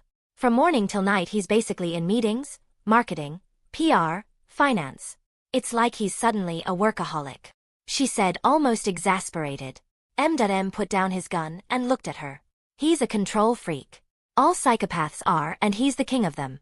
You're reading too much into it, he's probably just putting up a show. You know very well that motherfucker knows how to work the PR game. She looked unsure. I don't know. Maybe you're right. But there's still something off about him. But that's why everything is up to us now. She's interrupted by her phone ringing. Shit. 1 second. This is Starlight. Yeah, of course, Ashley, I'll be right there. I got to go up to the tower for a little bit, she said, turning to M.M. Now? If I don't go, they're gonna know something's up. I'll be 1 hour. Do I need to worry about you? M.M. shakes his head and checks his gun. Okay. Chapter 15. Kimiko. I'm really glad you're here, I said as I took hold of Starlight's hand. She turned her head towards me and our eyes locked. I missed you, I whispered softly and lacing warmth in words. She did well to hide it, but I could sense her discomfort. She almost said something but then reconsidered and turned her head back to the other empty chair. I should get an award for acting. Who's joining us? Starlight asked. They didn't tell you? The host replied. Hey there. Victoria Newman answered her question while taking a seat. Hey lady. Starlight replied. Wow. Starlight, can you be any more awkward? The interview went pretty much as expected. I held Starlight's hand the whole time and we acted like the supporting couple that we supposedly are. The mayor can say anything she wants, but Homelander is the one working to catch the guy. She affirmed and I nodded. We're about to turn a corner here. Absolutely, we are. Thank you, honey. I chimed in. Of course, sweetheart. She replies sweetly. Oh, she plays her part really good. I'll have to find a way to reward her for this. Without a tongue. Images popped in my brain and I felt flood to my lower regions. Not now, Echo. Ah, fuck it, so my junk will appear even more massive than usual. That's reassuring, the host said. But there are 19 dead and dozens wounded. Congresswoman Newman, what do you say to the Americans who are watching right now and feeling scared? Unlike the show, I didn't interrupt or act aggressive to the sexy blonde hostess. Not only did I have a thing for blondes, I was also curious to see how Newman would answer. I knew from the show that she wanted Starlight's public support to further her political career. Yeah, look, it's understandable they would feel that way. This is of course a very tragic situation, and I would like to reassure everyone at home that we at FBSA are working tirelessly and collaborating fully with our police officers and our heroes to apprehend this individual. It's normal to be scared, of course, however, like Homelander and Starlight have affirmed, we can't simply shut everything down, we have to live our lives. Be cautious and report anything suspicious. We are following up on all leads and I fully trust both Starlight and Homelander that this situation will be resolved. She continued. I have to admit, she was pretty good. The interview continued and we mostly stuck to the talking points in reassuring the public that while they should be cautious they should continue business as usual. As we finished the interview I couldn't help but listen in to Newman and Starlight's little conversation. Controlled superhearing was fantastic. I could hear almost everything that went on in the tower if I concentrated enough. It took skill to prevent myself from being drowned out by hearing everything all at once. Luckily Homelanders had 40 years to perfect this skill. Annie just turned down Newman's team-up offer. It's admirable that she finally found her balls and plans to strike out on her own. However, I do think America would benefit more from Newman's education reform bill. God knows the students could use smaller class sizes. Now then, I had a little Asian minx to find. I have to say Kimiko was a badass. It didn't take me long to find the warehouse they were in. Supervision and see-through vision is great. Coupled with super speed I was able to cover most of the city fairly quick. Plus I was looking for a run-down warehouse which narrowed down the search quite a bit. The scene was absolutely bloody. Had I not had Homelander's memories and constitution, I would have been horrified. The amount of damage Kimiko took and still stood was also outstanding. She supposedly lost her powers, but no normal human would have been able to withstand the pain, blood loss, and do what she did. Not to mention she was already recovering from a pretty bad injury before. I suspected the V wasn't quite as gone as she thought from her system. Either that or at the compound changed you so much that even when you weren't super anymore you were still enhanced. Maeve did survive a skyscraper fall after supposedly she lost her powers from Soldier Boy exploding in her face, which should have killed her in the first place. Still, these were only assumptions I was making. It will be up to Martin to figure it out. This is why I was securing Kimiko. She was incredibly precious. She had Wolverine-like regenerative abilities, come back from the dead bullshit basically. It was the type of power that I wanted to get my hands on personally. And of course the type of power that will help advance the evolution of mankind. Hers was an ocean, but if we could take only one cupful of that power, then maybe it will be enough to allow humans to adapt to living in space and hopefully other environments. Or so I theorized with Martin. Whether it helped true or not remains to be seen, but we would never find out without appropriate live samples. Mon cœur, mon cœur. She's gone. Nina's gone. It's over. I heard Frenchie's trembling voice softly whisper. Cue me. Well, well, well. I've missed a hell of a party. Their eyes turned towards me in horror. You what are you doing here? Frenchie asked in his shitty accent. I feel like I should be the ones asking that question. I said skeptically, pointing at them. But if you insist, I was looking for the terrorists that blew up Midtown. When I came across, well, this. I'm not one to kink shame, but this is a bit much. And you little lady are in terrible condition. I took out an item I had inside my suit and walked to where Kimiko was lying covered in blood on the body of a dead Russian. What are you doing? Leave her alone. Leave her alone. He cried. And, can you guess what Homelander planned to do? Chapter 16, Naked Truth. What are you doing? Leave her alone. Leave her alone. He cried. Ignoring his pitiful cries, I walked toward her bloodied body. She tried to fight me, but really she mostly just toppled over in pain. Just a few forced sprays from the bottle, and she was fully passed out. Leave her alone. Where are you taking her? He shouted desperately as I picked her up and walked to the exit. Laser him in half. I twitched as his accent really grated me. Oh, would you shut the hell up? I snapped at him, my eyes glowing red. I unleashed a precise laser strike which melted the lock, keeping him tethered to the post. She's bleeding internally and externally very badly. It's a goddamn miracle she's even alive. No thanks to you. I said sharply. Guilt immediately filled his face. I'm taking her to Vought Tower. The medical team there knows how to deal with soups. No. Leave her alone. She doesn't even have powers anymore. He made to lunge towards me and I lasered the ground in front of him. Yeah, we'll see about that. I mumbled. If you ever want to see her alive, then listen carefully. A Vought security team and the police should be here in a few minutes. Wait for them. They will help you out. Once you give your statement to the police to clear up whatever the hell this is, the Vought team will bring you to the tower. He looked at me shocked.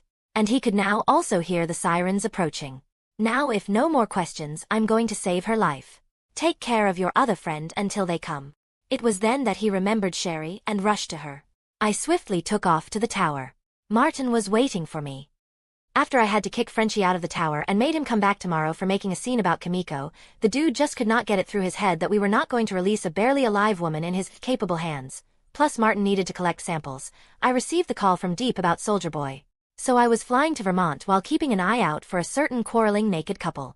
Easy to do with supervision and superhearing. I thought the drug had FCK'd you up, Huey. But, this is you. This is all you. I heard Starlight say. Bingo. I rush and land with a big thud in the classic superhero pose, startling both of them. Oh my god. Homelander. Shit. Starlight, honey. I say with a cold smile. Mind telling me what you are doing here, arguing with you X, in the middle of the street, naked? I slowly walked over to the trunk of their car. We were just, She started stuttering. Streaking, camping, naked. Enjoying nature. It's not a crime. Huey muttered out.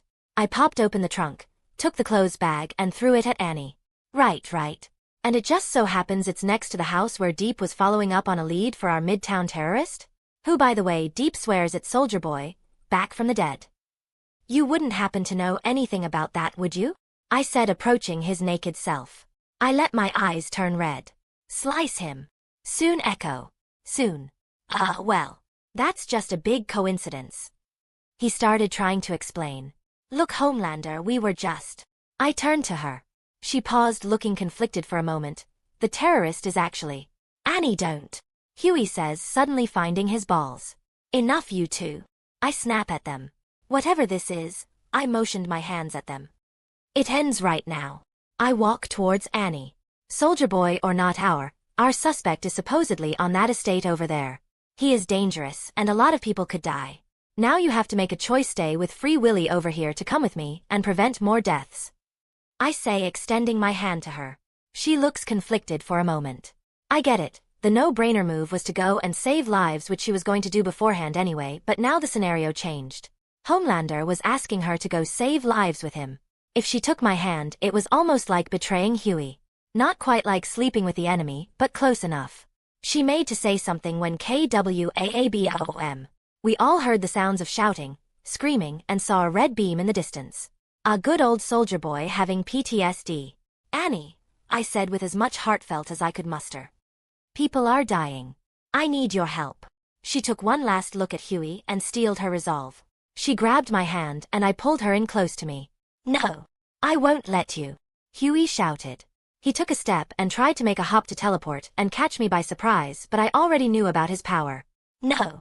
Annie. No. He shouted when he realized he grabbed air. We were already gone when I saw his foot lift off the ground. Chapter 17, Homelander vs. Soldier Boy L. We landed in front of the house. What was left of it, that is. Oh my God. Annie said as I put her down. It was horrifying, massive destruction. People bleeding, burning, screaming. I unclasped my cape from my shoulders and gave it to her. Here, use this to bandage people up. I'm going in. He's still here. Try to get the people as far away as possible. I said and walked in. Hopefully she'll do the smart thing and stay away. I ventured deeper into the torn house, down the stair, round the corner, and instantly rage swelled up from deep within. Kill them both. Kill them now. We need a cool head to deal with this echo. I don't want to accidentally get killed by Soldier Boy's death beam. As much as I was playing it cool and restricting Homelander's impulses, it was a blend of his memories, ego, and future knowledge that allowed me to even be in this situation. I was a fairly normal guy before.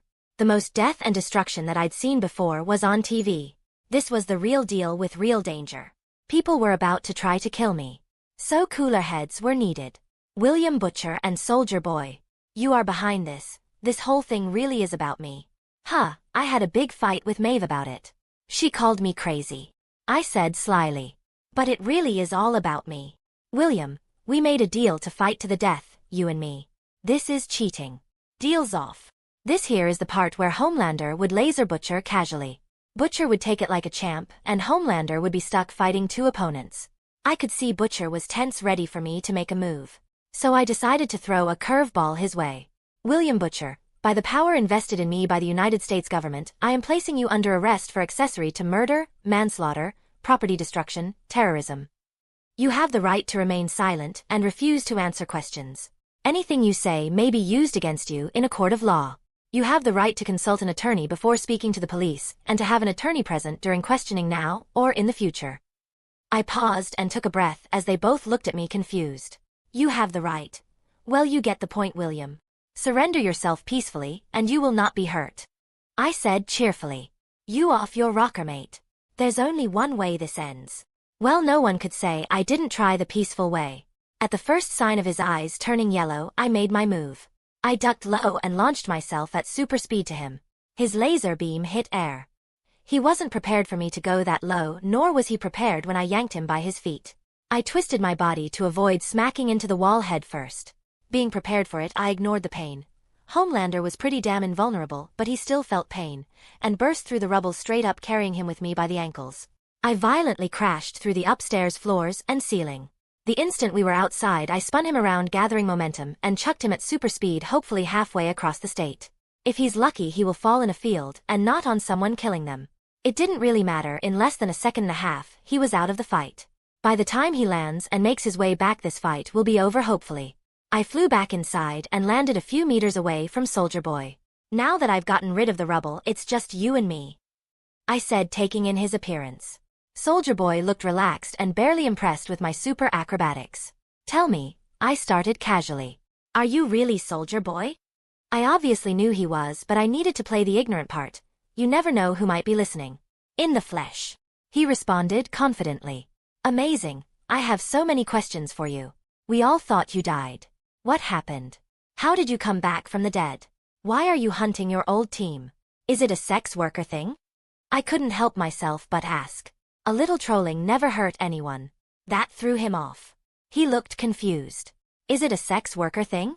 Are you killing them because they were sex workers? What the hell are you talking about? Crimson Countess was video calling with a client jerking off.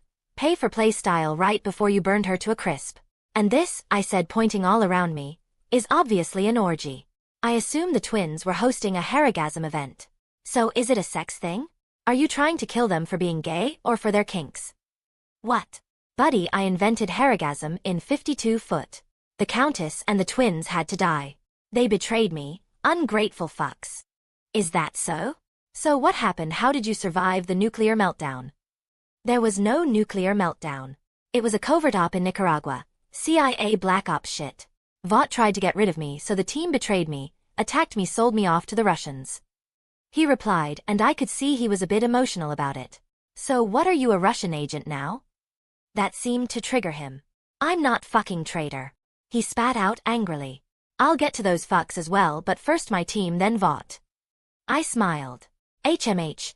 See now, usually I'm a sucker for a revenge plot, and considering you were my hero growing up, I'm even inclined to help you, but there is just a small problem. He casually raised an eyebrow. I am Vought, I said, dropping the smile. And as the greatest hero in the world, I can't simply let you do as you please. I'm offering you the same deal as Butcher. Surrender peacefully. He chuckled. Buddy, I don't know what you think you are, but you look like a giant blue dildo. Kill him. Instant rage surged. But I have to admit that was a pretty good one. Without my cape, I did kind of look like a big-ass blue dildo. Violence it is. I burst into action, flying straight at him, a split of a second for me to make contact, but he's already prepared. The crash into the wall is not nearly strong enough to rattle him. I fucked up. I should have gone faster.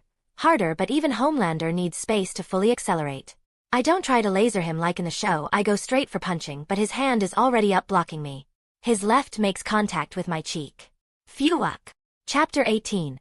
Homelander vs. Soldier Boy LL. His right punch to my gut almost knocks the air out of me, but it also pushes me back a bit. This gives him more space for a more powerful strike, but it gives me a split of a second to recover as well. Block his incoming left and retaliate with my own right in his, almost as perfect as mine, nose. We exchange a flurry of blows, half being blocked and half connecting, almost as a game to see who can take more punishment. His blows hurt unlike anything I've experienced since my late teens when my powers matured. I'm supposed to be his son, the better version of him, but his blows hurt. More than that, it damaged me, it fatigued me. I knew from the show he was able to actually injure me. It's the fucking radiation that he's leaking. Like kryptonite, it's slowly weakening me. Whatever radiation the Russians hit him with in their experiments, Soldier Boy's V-enhanced body evolved, adapted to it, and made it a strength. I hope those same genes were passed on down to me as well. That could become very useful. And while it was very impressive, it also meant that I was fighting a losing battle the longer I took to knock him out. Each blow I took damaged me, while mine only rattled him. The closer I stood to him, the weaker I became. I needed to finish this quickly. I blocked his right hook with my left and caught his left fist in my right hand. I made to punch him with my left, but he reciprocated and caught it as well. For a second we stayed locked in a contest of strength. One I was slowly winning. Ha! I'm stronger in the moment. To his further surprise, I kicked straight with my left leg, sending him crashing into the wall again. Homelander's raging instincts urged me to follow after him and choke him out while he was rattled. But fuck that, I'm not going to risk it. I took the few seconds of respite to calm down and gathered my energy, my eyes turning red. I needed my aim to be precise and powerful. My vision zeroed in on him like an eagle. He caught his breath and shook of whatever pain he was feeling. I know he was expecting me to rush him so curiously, why I didn't. His head lifted and his eyes met mine. That was it. I unleashed all the gathered energy in a powerful blast, catching him straight in the eyes. Atch! He yelped, his hands clutching his eyes. I knew that this blinding was only temporary, but this was it. His guard was fully down. I super speeded, plunging my left in his unprotected gut. He toppled over in pain. Taking a hit that you expect is one thing, but a hit that you don't is a lot more damaging. Next my right, then my left. Right, left, right, left. Punch after punch, I tried to rearrange his insides. My right hook plunged him into the ground. He was pretty out of it now, I could tell his eyes looked disoriented. I jumped on him ground and pound style. Blow after blow I rained on his perfect cheeks. A raging fury swallowing me whole. Kill him. Kill him. I'm fucking trying, Echo. I'm trying. Break, goddammit, fucking break already. If he was breaking I couldn't tell. He was out of it, but I hadn't drawn blood yet. If anything, with each punch I felt my arms hurting. My fists going numb, and not in the good way. Fucking radiation. Ahahaha.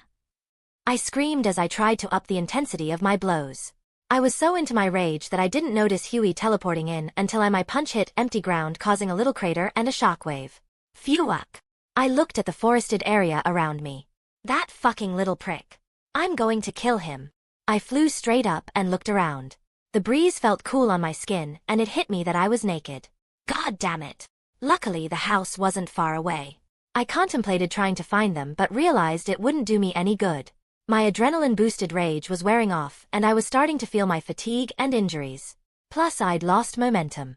Soldier Boy would have recovered by now, and I didn't want to fight him and Huey at the same time. I took a few deep breaths and calmed myself. I also had to go back and deal with Starlight. I can't let her talk shit about me to America. I flew back to the house, admittedly at a leisurely pace, and landed buck as naked right in front of Starlight and M.M, who were helping triage a bunch of barely alive folks. They were both instantly on guard and confused. Homelander? What happened? Annie asked reluctantly. I gave her a very displeased smile.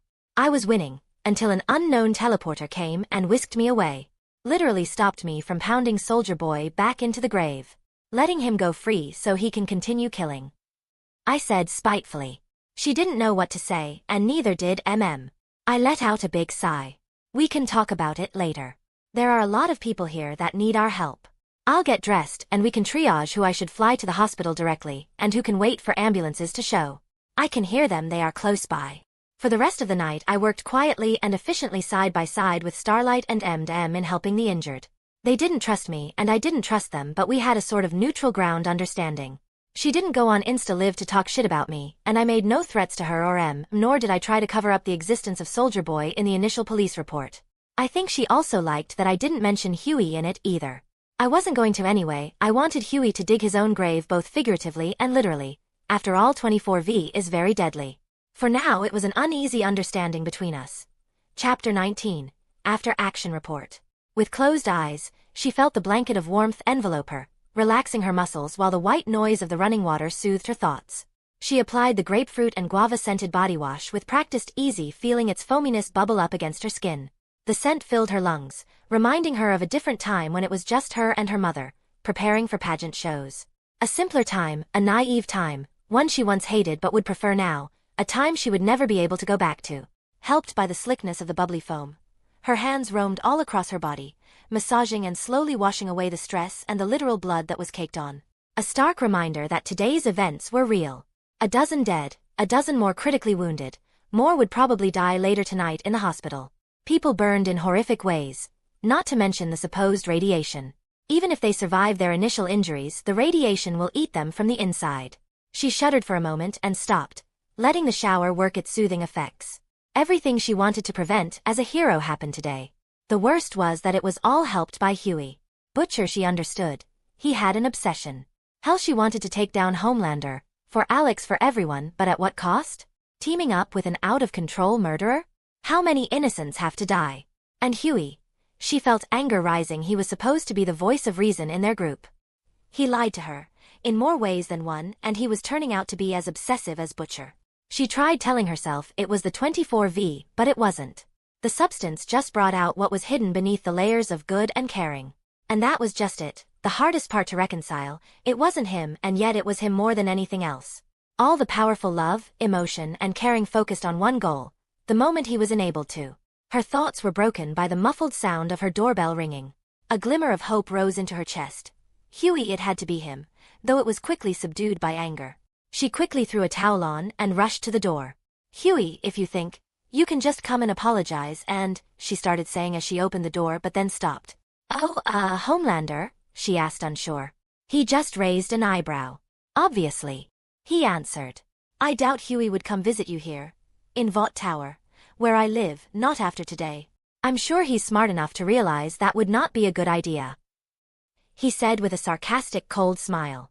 Right. She shook her head, getting her thoughts straight. So, why are you here?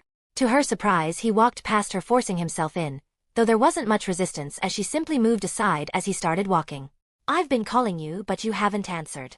I was showering. Yes, I can see that. We have a press conference tomorrow, and we need to get our stories straight. He said as he lifted the laptop she just now noticed he was holding. We also have to coordinate our AARs. She looked confused. AARs?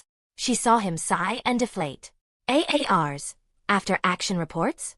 We said last meeting we will introduce them after every hero intervention? To have more transparency, better support police investigations. Part of the new program we are going to implement? Any of that ring a bell? Yes, she said, a bit annoyed. But that's not until we actually come up with a new training and evaluation program. We haven't even started on it. Well, this seems like a good place to start. Homelander said. If anything deserves an AAR, then it's today's events. And it couldn't wait until tomorrow? She felt herself be annoyed. No, it could not, and if you'd have checked your phone you'd see that Ashley scheduled us for the press conference 8 a.m. sharp. She wanted us to meet tonight, but considering today's events I pushed her off to give us some time to breathe. He paused for a moment. She gets way too stressed and way too excited about things. She saw him shake his head and roll his eyes. Now that she was looking at him closer, instead of just looking at all of him, she saw two darker spots of skin, one on his right cheekbone and one on the left-hand corner of his mouth. And I've had enough excitement for today. He finished off. He was hurt. Actually hurt, Soldier Boy did that. Why didn't she notice it after the fight? Then again, they mostly focused on the wounded. How close had Soldier Boy been to killing him? Did Huey and Butcher know? No, he said he was winning when Huey teleported him away. Was that a lie? Was he? Her thoughts were interrupted when she felt a hand grab her shoulder. Annie, are you okay? Hey, snap out of it, you're zoning out on me. She frowned and automatically took a step back out of reach of the appendage. Yes, sorry, just, he saw him looking at her to elaborate, an inkling of panic. I don't think I've ever seen you not in your costume. She ultimately blurted out. It just seems off. He was wearing a plain white t-shirt and beige slacks. He seemed taken aback by it. You know I don't wear it all the time, right? You don't think I sleep in it, do you? A rhetorical question, though she felt his tone was serious. No, of course not. She said automatically. Yeah, that didn't sound very convincing. He said dismissively and casually sat on her couch. Look, it's been a long day. We just have to go over a few points to make sure we don't say anything we shouldn't. He paused briefly. I would prefer not to have to answer any questions as to why my very supportive girlfriend was naked in the middle of the road arguing with her ex just by the house where our so-called suspect happened to be. He paused for a split second again and continued with a cold smile. A house that I might add was hosting an orgy.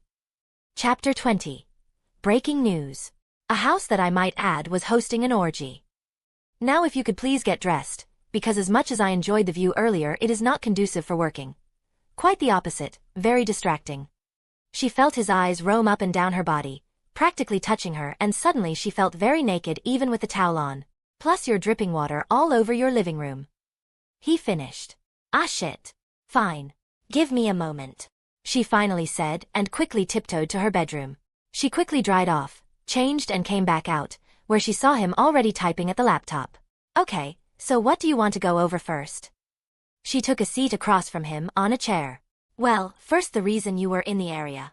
We can say Deep contacted you. We'll need to find a reason why you weren't in costume, which shouldn't be too hard, and as for after the explosion, we can say your clothes were damaged and you changed in whoever you could scavenge. You might not even be asked any of these questions, but it's good to have something prepared for it just in case. She listened to him and gave her input along with ideas how to approach the whole situation, the next steps they would present, and what they will be doing. Before she knew it, his questions drew her in the conversation, and over an hour had passed when they realized it was midnight. Let's call it a day. He finally said, closing his laptop. I think we went over most points. If it's something you're not sure, just say, I don't know at this time, we'll have to look into it. I'll do the same, it works most of the time. She felt a skip of a heartbeat and a trickle of shame as she nodded both to his statement and to the realization that she had actively enjoyed this impromptu work session, a part of her was slightly sad to finish it. Oh, and tell Huey that whatever this little game butcher rope him in with Soldier Boy will only end up with him dead if he keeps playing. He's only alive because of you, however my patience can only stretch so far. He said with a fake cold smile and left. Anxiety and anger swelled up within her again. The spacious Vought conference room was packed to the brim, with reporters and officials, while the serious mood of the situation was betrayed by the cheery sun peeking through the edges of the sea through minimalistic blinders adorning the windows. The incessant clicking sounds of the cameras had slowed down as Homelander and Starlight answered questions about last night's events. Unsanctioned CIA operation in Nicaragua in '84. She watched Homelander answer calmly. It hadn't been easy to organize all this last minute. Well, technically getting the reporters here was. It was the city and state officials that were always prickly about things. Fucking assholes, she thought. After all, Vought was doing all the heavy lifting for them. Conspiracy between US government, Vought, and the Russians as far as we know. Last night's events were a giant mess for her. For Vought, for the dead and wounded, for everyone really. A real rogue supervillain, a Vought mistake coming to bite them in the ass. Just as she finally reached the top, it wasn't fair. Cover up on a massive scale. We can only speculate on the deal with the Russians. Her hand twitched, but she resisted the urge to play with her hair. Homelander wouldn't like that. No, John, you have to call him John now, she chided herself mentally. Something was wrong with John as well. He was unnerving. Before, she was afraid he could snap at any moment, crush her in his hands, and slice her in two with his eyes, but now he felt different. He wants revenge on Vought, on superheroes, on the US and Russian government. She heard Starlight answer. He was calmer, colder, more methodical. He had a sudden interest in all things Vought. Suddenly he'd become a workaholic when before he'd never shown any interest in Vought operations outside of the Seven. We believe he was turned into an anti-superweapon by the Russian and US governments. The scary part for her was how knowledgeable he was of actual operations in a big corporate environment. The jargon he was using, the insights he was drawing, and the general comfortableness he had in meetings. Like he'd been doing it his whole life. We believe clandestine government involvement, as he was helped by former CIA operative one William Butcher and an unknown teleporter. On one hand, the company seemed revitalized. It's one thing to say you work for Vought with the Seven. And it's a completely different thing when Homelander himself attends your meetings, understands what you do, and gives you practical advice. The mid-level managers and analysts were practically buzzing with excitement. We are working closely with state and local authorities to locate him. Due to the danger involved, we do not recommend for any law enforcement to approach him. On the other hand, the executive team was running on fumes trying to get him all the information requests. Not to mention working on his space idea. She thought it was stupid. The telecom idea might work, but space. Will that really work with the public and the shareholders? Probably not. She couldn't see it, but if it kept him not homicidal, she would endorse it. She would work on it. If they succeeded, they would reach the stars. Literally, and if they failed, well, hopefully she wouldn't end up like Stan or worse. Dead. Creators THOUGHTS Chapter 21. Truth, Justice, and the American Way. Josh, CNN. The middle-aged reporter said briskly. Will you, as chairman of the board for Vought, take responsibility for Soldier Boy running loose and the over 24 dead? What do you have to say to their families? Ashley was broken from her thoughts as she saw John's jaw clench and the side of his right eye ever so slightly twitch. Josh, CNN, John repeated calmly. You want me to take responsibility? He shook his head slightly as if in disbelief. Why? So you can put on your headline, Vought chairman kills Homelander responsible for dozens dead. His voice was rising. She could feel the annoyance in his tone. You know, in '84 when Soldier Boy died, I was 3 years old. I was fucking toddler, and you want me to take responsibility for something that happened when I was a toddler? What kind of question is that? Anxiety was bundling in her chest.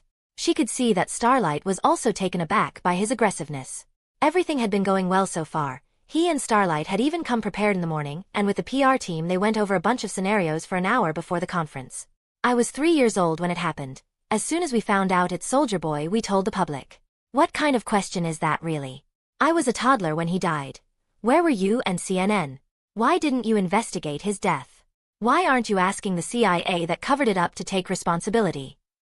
His tone was getting louder. He had stopped addressing Josh specifically and looked upon the whole crowd. This is what you do in the media to get clicks and make headlines. You try to divide us to make us afraid. You try to blame others to conceal the truth. None of you are asking why this is happening now. Isn't it a bit convenient that I take down a bunch of Vought executives, threaten the profits of the elite, Try to do good and clean up the corruption and cronyism that Vought's been involved, and suddenly Soldier Boy comes back from the dead after 40 fucking years. Oh, and look at that, he's just conveniently out there killing supers, helped by ex-CIA operatives," he said with exaggerated air quotes. "Geez, I wonder if maybe I should question that, but no. Let me put the blame on the man that's actually trying to do something about it." Homelander paused briefly. The crowd was aptly silent, both in wonderment and shock. "You know, at my birthday special I told you there were powerful actors working in the background, controlling even people like me, the deep state, but did you believe me? No, of course not. You called me crazy, you said I was dog whistling to racists, to fucking 4chan or something, but here we are just a few weeks later. I challenge Vought and the elite, and suddenly Soldier Boy is back from dead killing Americans, not giving a shit about collateral damage. Unfucking believable," he said, shaking his head. "And you want me to take responsibility? Well, guess what, Josh? I will take responsibility," he said suddenly and loudly. "It's not like anyone else will do it," he said, pausing sharply. "You, the media, don't give a shit. You don't report on truth, just whatever will get you more clicks and followers. You're not taking responsibility." He paused sharply. "But I will," he said, looking at the crowd, directly into the live cameras. "Because sure as shit the government won't, not with the CIA involved. They don't give a shit about Americans dying, but I do." Ashley couldn't help but be taken in by his rant. The whole crowd was really, it almost sounded truthful. Your elected officials won't. Hell, some corrupt senators probably okayed the whole fucking thing. They simply don't care about you. The rule of law is meant for you, not for them. They don't care. He paused sharply once again, as if giving time for the audience to absorb. "But I do," he said firmly. "I still care about truth, justice, and the American way. It hurts me to see fellow Americans dead, in pain, being lied to and cheated, especially when it's by those who are supposed to look out for their best interests." He continued. "I still believe in our country and our people, our way of life, in doing the right thing." He paused again, this time looking directly at Josh. "So yes, Josh, I will take responsibility, because no one will, because it's the right thing to do." Ashley saw him shake his head while looking down. "To everyone at home, I'm sorry this is happening. I'm sorry you have lost your loved ones. I'm sorry you have been cheated and lied to. Because so have I. I promise you I will do everything I can to stop Soldier Boy, to prevent more deaths. I will do it because it's the right thing to do. I will do it for me, for you, for our people and our country. I will bring back truth, justice, and the American way," he said, banging his fist on the podium, accentuating each word. He paused for a moment, then simply walked off the podium briskly, his body language exuding disappointment, leaving the shocked crowd in silence. As she exchanged looks with a worried Starlight, a sense of dread overwhelmed her, while all her thoughts were bubbling up in a volcano of anxiety, and screaming at 100 miles an hour. Fuck. Chapter 22. Experimental Success? Interesting press conference. A very passionate speech. Martin said as he walked in the Seven meeting room. "I really need a fucking office," I thought, but it was pretty good optics to be in the large meeting room, now with the door open to everyone. Not to use, of course, just to have access to me and the Seven. "Don't you start as well. I've already gone through this with Starlight, Ashley, and the PR team. They are already running damage control," I calmly stated. "Oh, I think they will be surprised. There were some that quite liked your little speech. Some would even agree with you." I stared at him and couldn't help but let the corner of my mouth rise up a bit in a small smile. "I'm counting on it, but enough of that. You are here because you have updates on our two subjects." "I do," he said, taking a seat on the left side of the table. "We have collected all the samples we can. Red is almost recovered. We should be able to wake her up whenever you want. Black is in rougher shape, but we managed to get everything as well. Amazing specimen, I have to say." I nodded.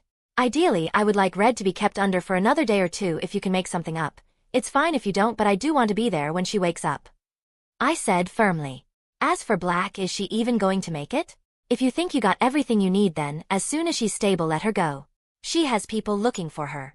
"The spazzy little French fellow?" he asked, and I nodded. "Yes, he's a resourceful little one. Very dangerous. I don't want him to start kidnapping our people out of spite. He'll be coming by today. Plus Starlight will flip her shit when she finds out about Black being here." I leaned back in my chair, letting the annoyance surface. "Black will make it. It's really amazing. Even in her state, her regeneration and durability is above the average human. She could hold the key to everything," he said, and I could feel the excitement in his voice. "Good. Make sure she does. I really don't want to deal with that little shit. He might not be able to hurt me, but he'll go after every single one of you if anything happens to his little cur. God, his accent is so annoying. I said, annoyed. Frenchie was a vengeful and creative little cunt, and I had no doubts that he would kill every single scientist that works for or has worked with Vought. It would set me back years and years on my plans. Kill them all. Yes, Echo, yes. That is always an option. I could kill him and Kimiko right now, chuck them in a volcano where no one would find them, but knowing my luck, or I should say Homelander's luck, somehow Annie would find out, then she'd start blabbing her fucking mouth, so I'd have to kill her. Then I'd have to kill Maeve. But I didn't really want to go through that hassle. Not only because of the obvious attachments of Homelander to Maeve and my horniness for Starlight, but also because they were fucking killing it in ratings, revenues, brand recognition and reputation. I was about to embark Vought on an unprecedented spending spree, and those two were cash printing machines. You wouldn't believe the endorsement deals we got for Homelight alone. Merchandise was flying off the shelves. Pure American brand. No, I needed my little cash machines for the money and respectability they brought to Vought, the Seven and me. I court the extremes of the spectrum, continue building my base while they soften the blowback by simply being there. Actually, that's why I'm here, Martin said, his face suddenly sporting a reptilian smile. We have to dose her with V, and I want you there to stop any brisk reactions. I looked at him curiously. I thought you said she was going to make it? I knew from the show that Kimiko was going to want to be super again, so I was going to offer her a dose of V anyway. It would stop Starlight from snooping around and find the notes on 24V. That's not to say that I didn't already talk with Martin and our security team. We upped the security around the labs. No more notes on the effects of 24V. No warning to Huey and Butcher. The little shit will die within 12 months and my hands will be squeaky clean. She is, but we were successful in phase 2. My eyes immediately widened and I reflexively inhaled, for both, he continued. I leaned back in my chair and couldn't help but let out a low whistle. You're kidding, right? I mean, what are the odds of that? Both. That was basically a shot in the dark. Pie in the sky. Martin shrugged. Pure coincidence. It was the right time. But don't get your hopes up, this is still uncharted territory, it might fail halfway through. The rate was quite high the last time. Deep down in my gut I felt something stirring. A heat was rising, enveloping me, excitement bubbling, as if every cell of my body knew the winds of fate were changing. This was it, the beginning of a new world. Oh, I have a feeling it will be a resounding success, beyond everything we could imagine. I couldn't help but sport a wicked smile as I responded. Just don't blame me if it doesn't. Martin said reluctantly. Of course, it's all experimental after all. I said to give him confidence. Now this is what we are going to do. We'll set her up in the vault and I'll inject her with V. If she has any adverse reactions to being there or the V, I'll stop her or knock her out if she needs medical treatment. If she recovers, I'll escort her out and put her in an Uber, then she won't be our problem anymore. What about monitoring her condition in the future? He asked.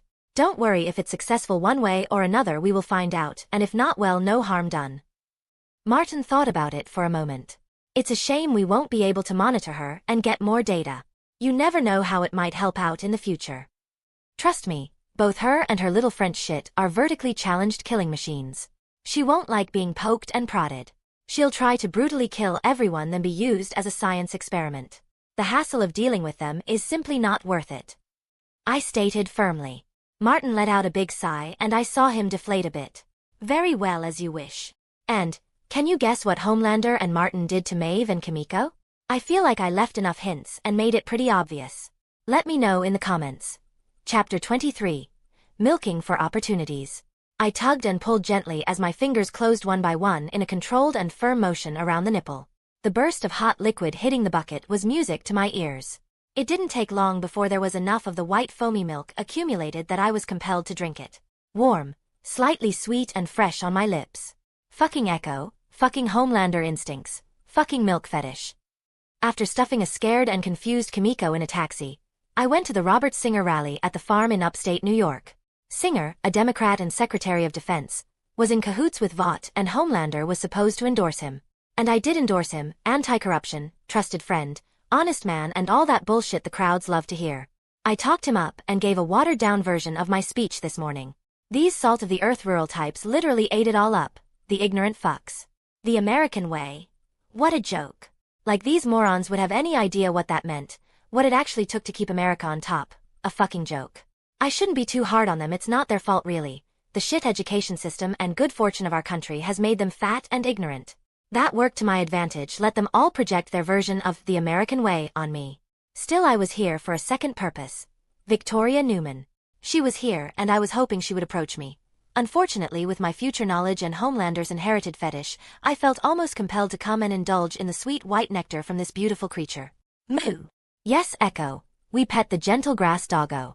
Fucking Homelander. My hearing picked up the confident footsteps long before she entered the barn. Fresh milk. I asked, pushing the bucket in her direction before she could say anything. It's safe if you drink it straight from the cow quickly enough while it's warm, you don't have to boil it. I could tell she was thrown off her rhythm. No thanks. Ah, more for me then, I said and gulped the rest of it. Congressman Newman, how can I help you? I put the bucket down and stood to face her. She approached me until she was within arm's length. I have to give it to her, very ballsy. That's one hell of a speech you gave. I'll be surprised if he doesn't jump in the polls and the press conference this morning. Well, half my team thinks you've gone mad and the other half thinks you should run for president. Funny, that's what my PR team said as well. I replied. Now you're not here to give me media tips, are you? So what do you want? I think we can help each other. She started with a sly smile. You and me, we could make a great team. Her long curved eyelashes batting at me. He big eyes looking up gently. With your support we could do great things. I could pass the education support bill and I could back you up on UGH. Like a cobra attacking, my right hand shot up faster than she could react and grabbed her neck, thumb squeezing her voice box. The fucking audacity you have.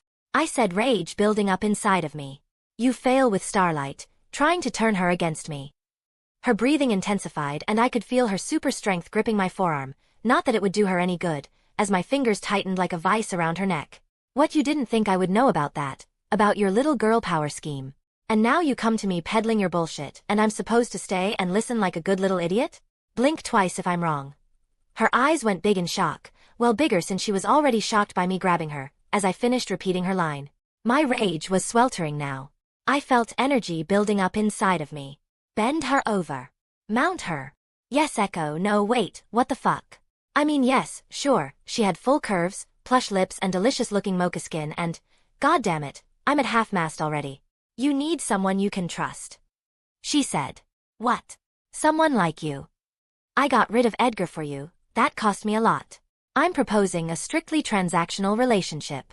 You help me out with one small favor and I help you. She pulled out the piece of paper with Ryan's address. I let go of her, took a look at the address and then at her. If this is what I think it is, then I'll help you with your little problem. You'll be VP in no time, I said with a cold smile. Her eyes narrowed in suspicion. How did you? I cut her off. Oh please, ambitious, outspoken and strong-headed, like it's hard to tell you want to be the first woman president. I said, leaning in, her scent, a mixture of sweat, hormones and lavender filled my nostrils. Damn, she barely came up to my chin. Come to my penthouse tonight midnight, I have a new proposition, we'll talk details then. I finished and walked off, leaving her confused. It honestly took everything I had to control myself and not take her then and there. Fucking Echo urges. This is why I can't let him indulge too much, it leads to me doing stupid shit. Whether she'll show up tonight, I'll have to wait and see. Now, I had the rest of the day to attend meetings and respond to email. Fucking hell, no rest for the wicked. Chapter 24. Hello, son. I was in the middle of cooking for my hopeful adventure tonight when I received the call from Soldier Boy. If this is really you, then you have some nerve calling me, I said, annoyed. No pathetic scared meandering from me. The situation's changed. I thought we should have a conversation. Did it? I asked rhetorically. Are you ready to surrender? You know you got lucky that little shit teleported me away. He responded with his little trip down memory lane of how he beat his meat into a cup. Turns out Vogelbaum made a kid, born spring 1981. A boy. He said. You know what the bitch of it is, if they had just kept me around, I would have let you take the spotlight. What father wouldn't want that for his son? He finished. Now I knew this was coming, so I was prepared for it, but Homelander's stupid feelings still bubbled up within me like a sledgehammer and I felt my eyes tear up. Fuck you, Echo, not this time. I pushed all that shit right back down where it came. Is that so? I said slowly. If it's true, that does change things. Why don't you come by the tower tomorrow evening? Let's say after 8. On the west side there will be an emergency stairwell door left unlocked, away from the cameras. I finished firmly. Oh, and do bring that cunt William Butcher with you. I have a surprise for him. I finished and ended the conversation. A big risk I was taking, but hey, YOLO, well in my case it's twice. Besides, a hero needs a big final battle. It was midnight when Victoria showed up to the penthouse. She was greeted by low lighting accentuated by the barely audible thumping of the lo-fi jazz and hip-hop mixture and a set dining table. I hope you're hungry. I've made risotto and pecan salmon. It's a little late for dinner, isn't it? She asked, looking around. The ambience was throwing her off. I didn't know you could cook. I snorted and rolled my eyes. Everyone can cook. You just have to follow the instructions. It's not that hard.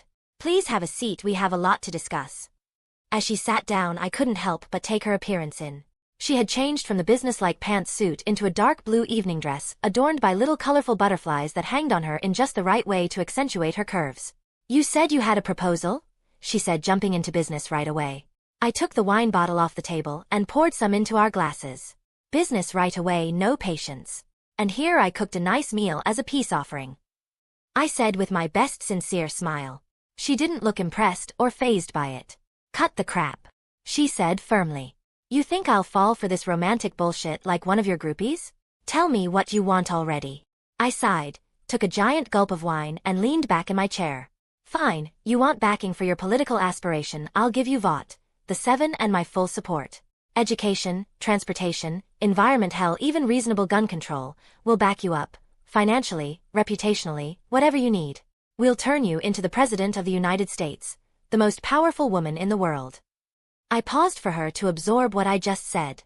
We support you, I support you, and in return you and the US government will support me and my ventures. What I plan for the new direction of Vought will require substantial funding, hundreds of billions, the backing of an entire nation. I said with a cold smile. She looked confused and concerned. What the hell are you planning? Oh, don't worry. It's something quite neutral when it comes to the political area. It won't step on anyone's toes. You see, I'm taking Vought into space. She just blinked at me. What? Space? You know, the big empty and dark thing that's all around our planet? I said as if she was dumb, and I could see that she was annoyed immediately. Yes, I know what space is. What do you mean Vought is going into space?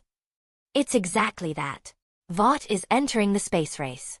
SpaceX, Blue Space, and a bunch of other companies are already doing good work in that area.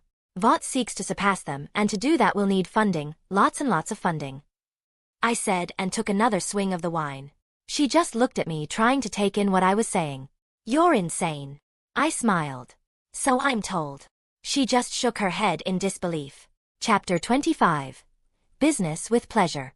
You want me to spend hundreds of billions on a vanity project, just so you can have a rocket measuring contest with a bunch of asshole billionaires? Money that could be better spent here on education and infrastructure. Come now, we spend over $700 billion on defense every year, more than $1.5 trillion in the past 20 years on Afghanistan alone. What's a few hundred thrown to create a new American dream, a new goal to give people hope to make people dream? I paused briefly and stood. Just imagine it now, science and education back at the forefront of the American psyche. I said, staring out the window at the night sky, my supervision allowing me to see the stars in a way that no mortal could, little puffy clouds of white floating in deep blue-black. Though I haven't yet pushed it to its limits, partially out of fear of what I would see.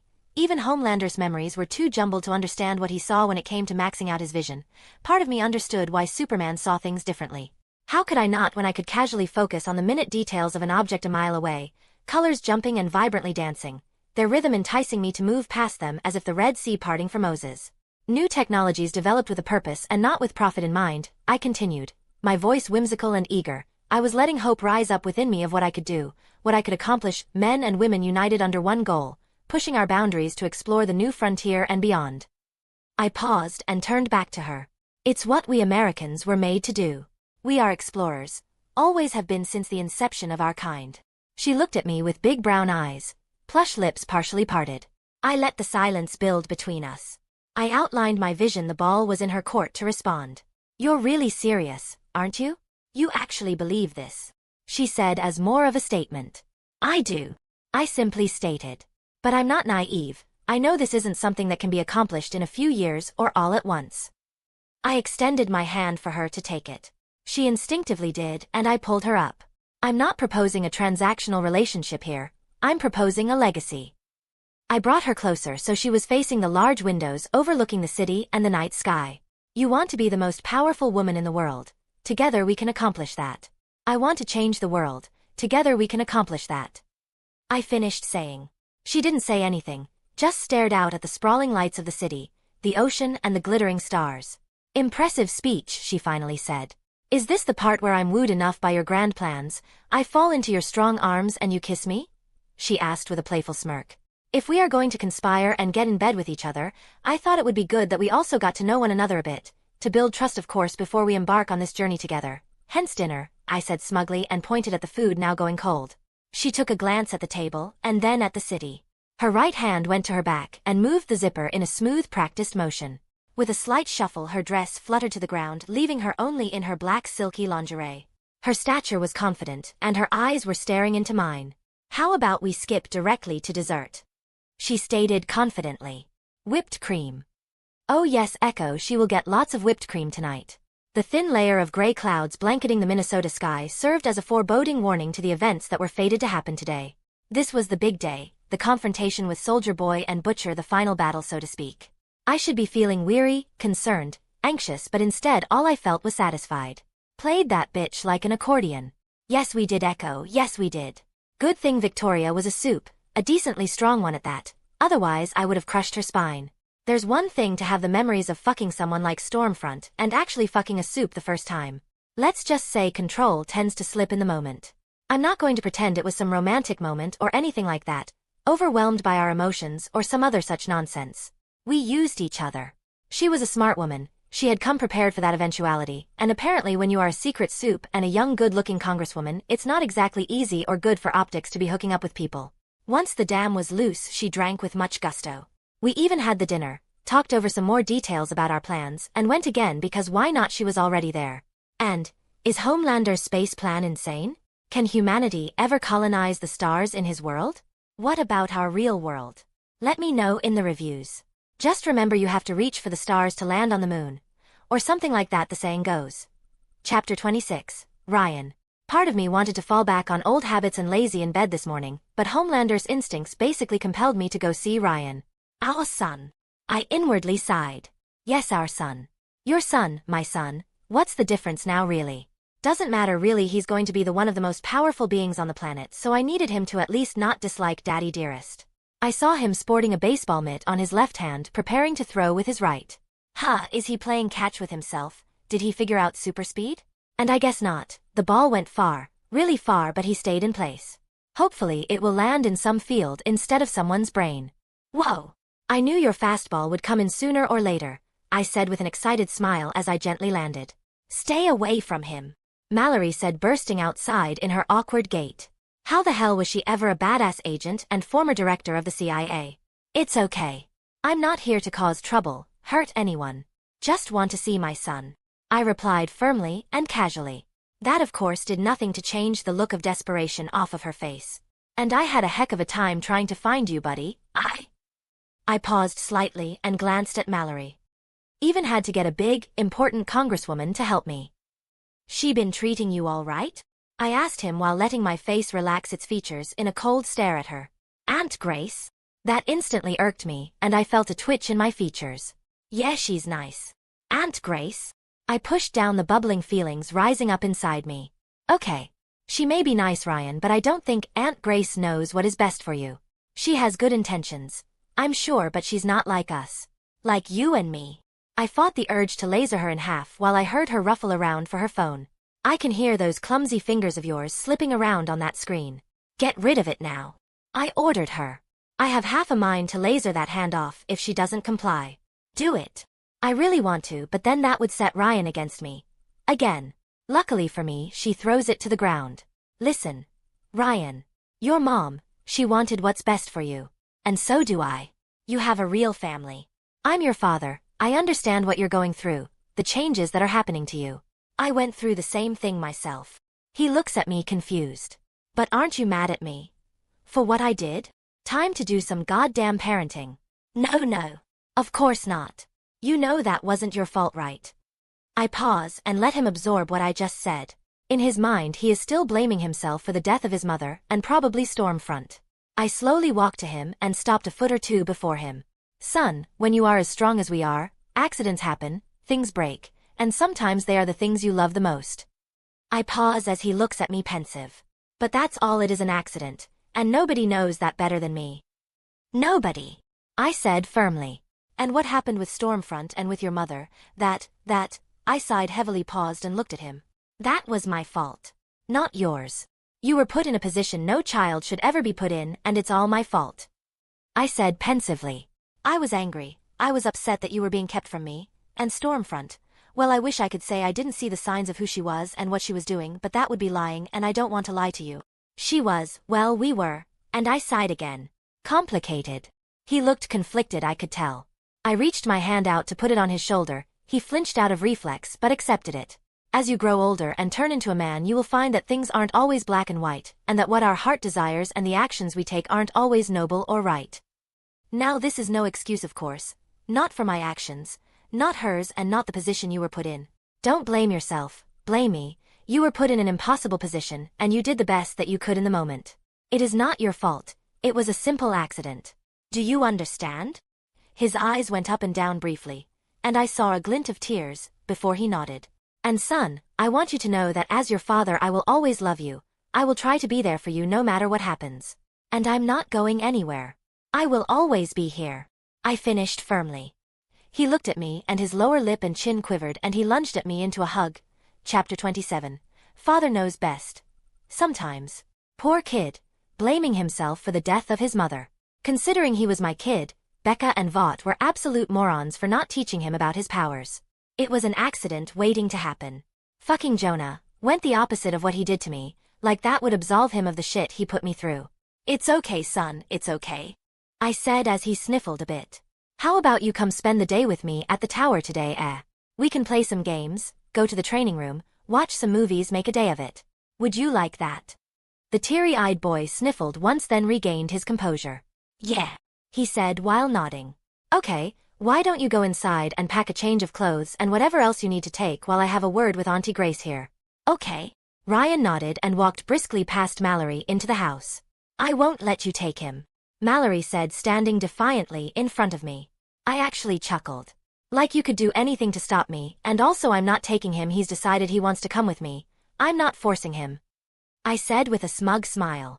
Now I want to know the name of the school he's attending and who his home teacher is, I asked, crossing my arms in front of my chest. Mallory looked confused and taken aback by my question. School?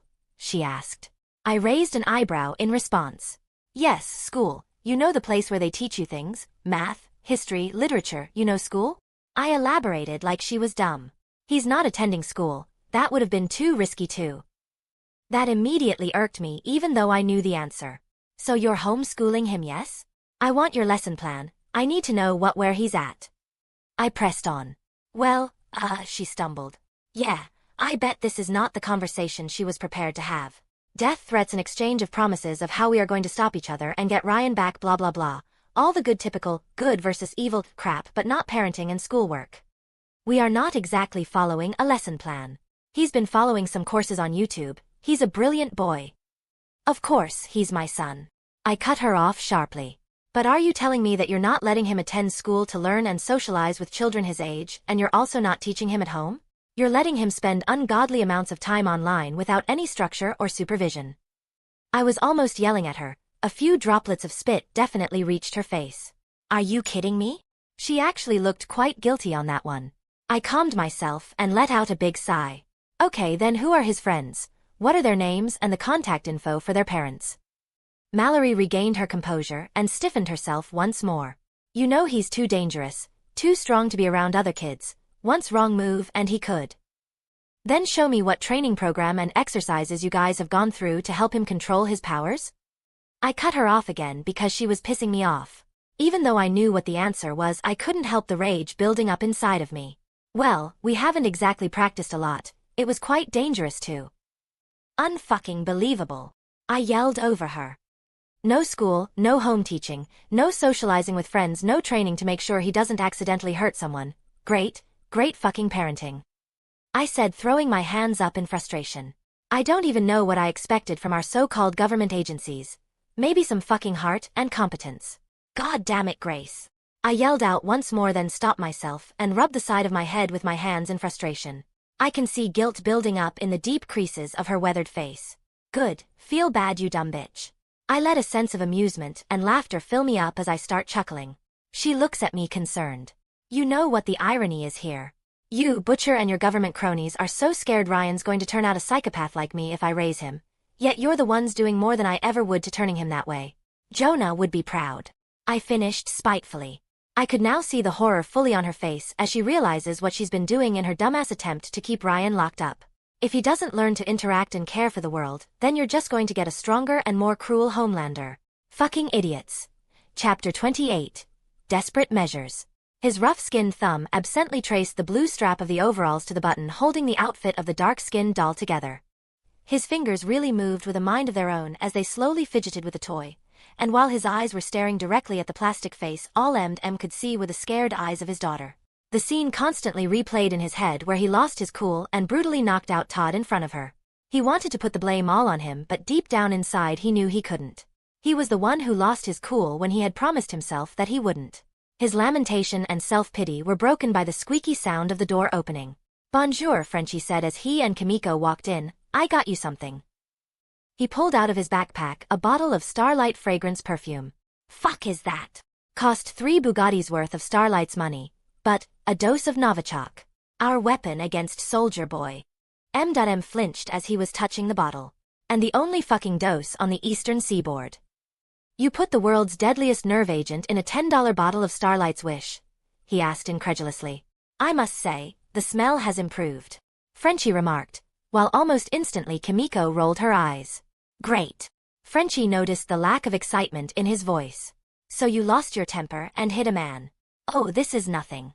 You know, I once took a Spaniard's ear for jabbering at a screening of 27 Dresses. Frenchie, my whole point has always been to keep my fucked up shit away from Janine. I lost control for 1 second, and for the rest of her life, she's gonna have an image of her daddy beating up her stepfather. M said and paused briefly to inhale. I got to lock my shit down. I got to be stronger. Frenchie relaxed and leaned back on the couch, sinking in his seat. Out of all man's miseries, the most bitter is this. To know so much. He said with a far-away wistfulness filling his tone. And to control so little. I've read a fucking book, all right? M remarked, slightly annoyed, and Frenchie scowled. You cannot keep the truth from your daughter that you are a deeply broken and fucked up man. Started shaking his head, but then saw Kimiko rapidly move her hands, forming signs too quick for him to pick up. Sherry says that you are also a very good man, loving man, who cares deeply about his family and his friends. Frenchie finished translating. I have to say that I agree. You are the best of man I have ever known. You just need to let Janine see all of that. M sighed and leaned back in his chair. I'm not sure how to do that. He finally said, and then put his hand up to cut the other two off from speaking. But thank you. I will work on it. He said resolutely. Now what about you two? How are you feeling? He asked them both, though he mostly looked at Kimiko. After yesterday, you getting your powers back? He gently asked. Good. Frenchie looked at him and then Kimiko, looking to get her confirmation. She signed away and shrugged her shoulders. She is good, no after effects that she can tell. Frenchie could see that M was skeptical. You think something is wrong? His larger friend's mouth and nose twitched and his hand went to rubbing his chin. I don't know. Something just doesn't feel right. He could have killed you both and blamed it on the Russians, and yet he lets you go and heals you, gives you your powers back. Why? It doesn't make sense. I know he hates us. They all looked at each other in silence until Frenchie shrugged. Maybe he's doing it for the publicity, minimize deaths now that he's the big man of Vought, or maybe he's just bored and wants to fuck with our heads? M contemplated what he said, but still let skepticism further darken his features. Maybe, but I still have a feeling that he's up to something. He sighed and leaned back in his chair. Anyway, if we want to use this, he said, picking up the bottle, we need to find out where Soldier Boy is first. Well, with Mindstorm dead, the only one left is Monsieur Noir. So that means Mr. Charcuterie and Huey will be heading back here to restock, and then probably the tower. So we either get them at Butcher's place or the tower. M said. Regardless of where, the three of us are not enough. We need Starlight. He finished. The other two nodded in agreement.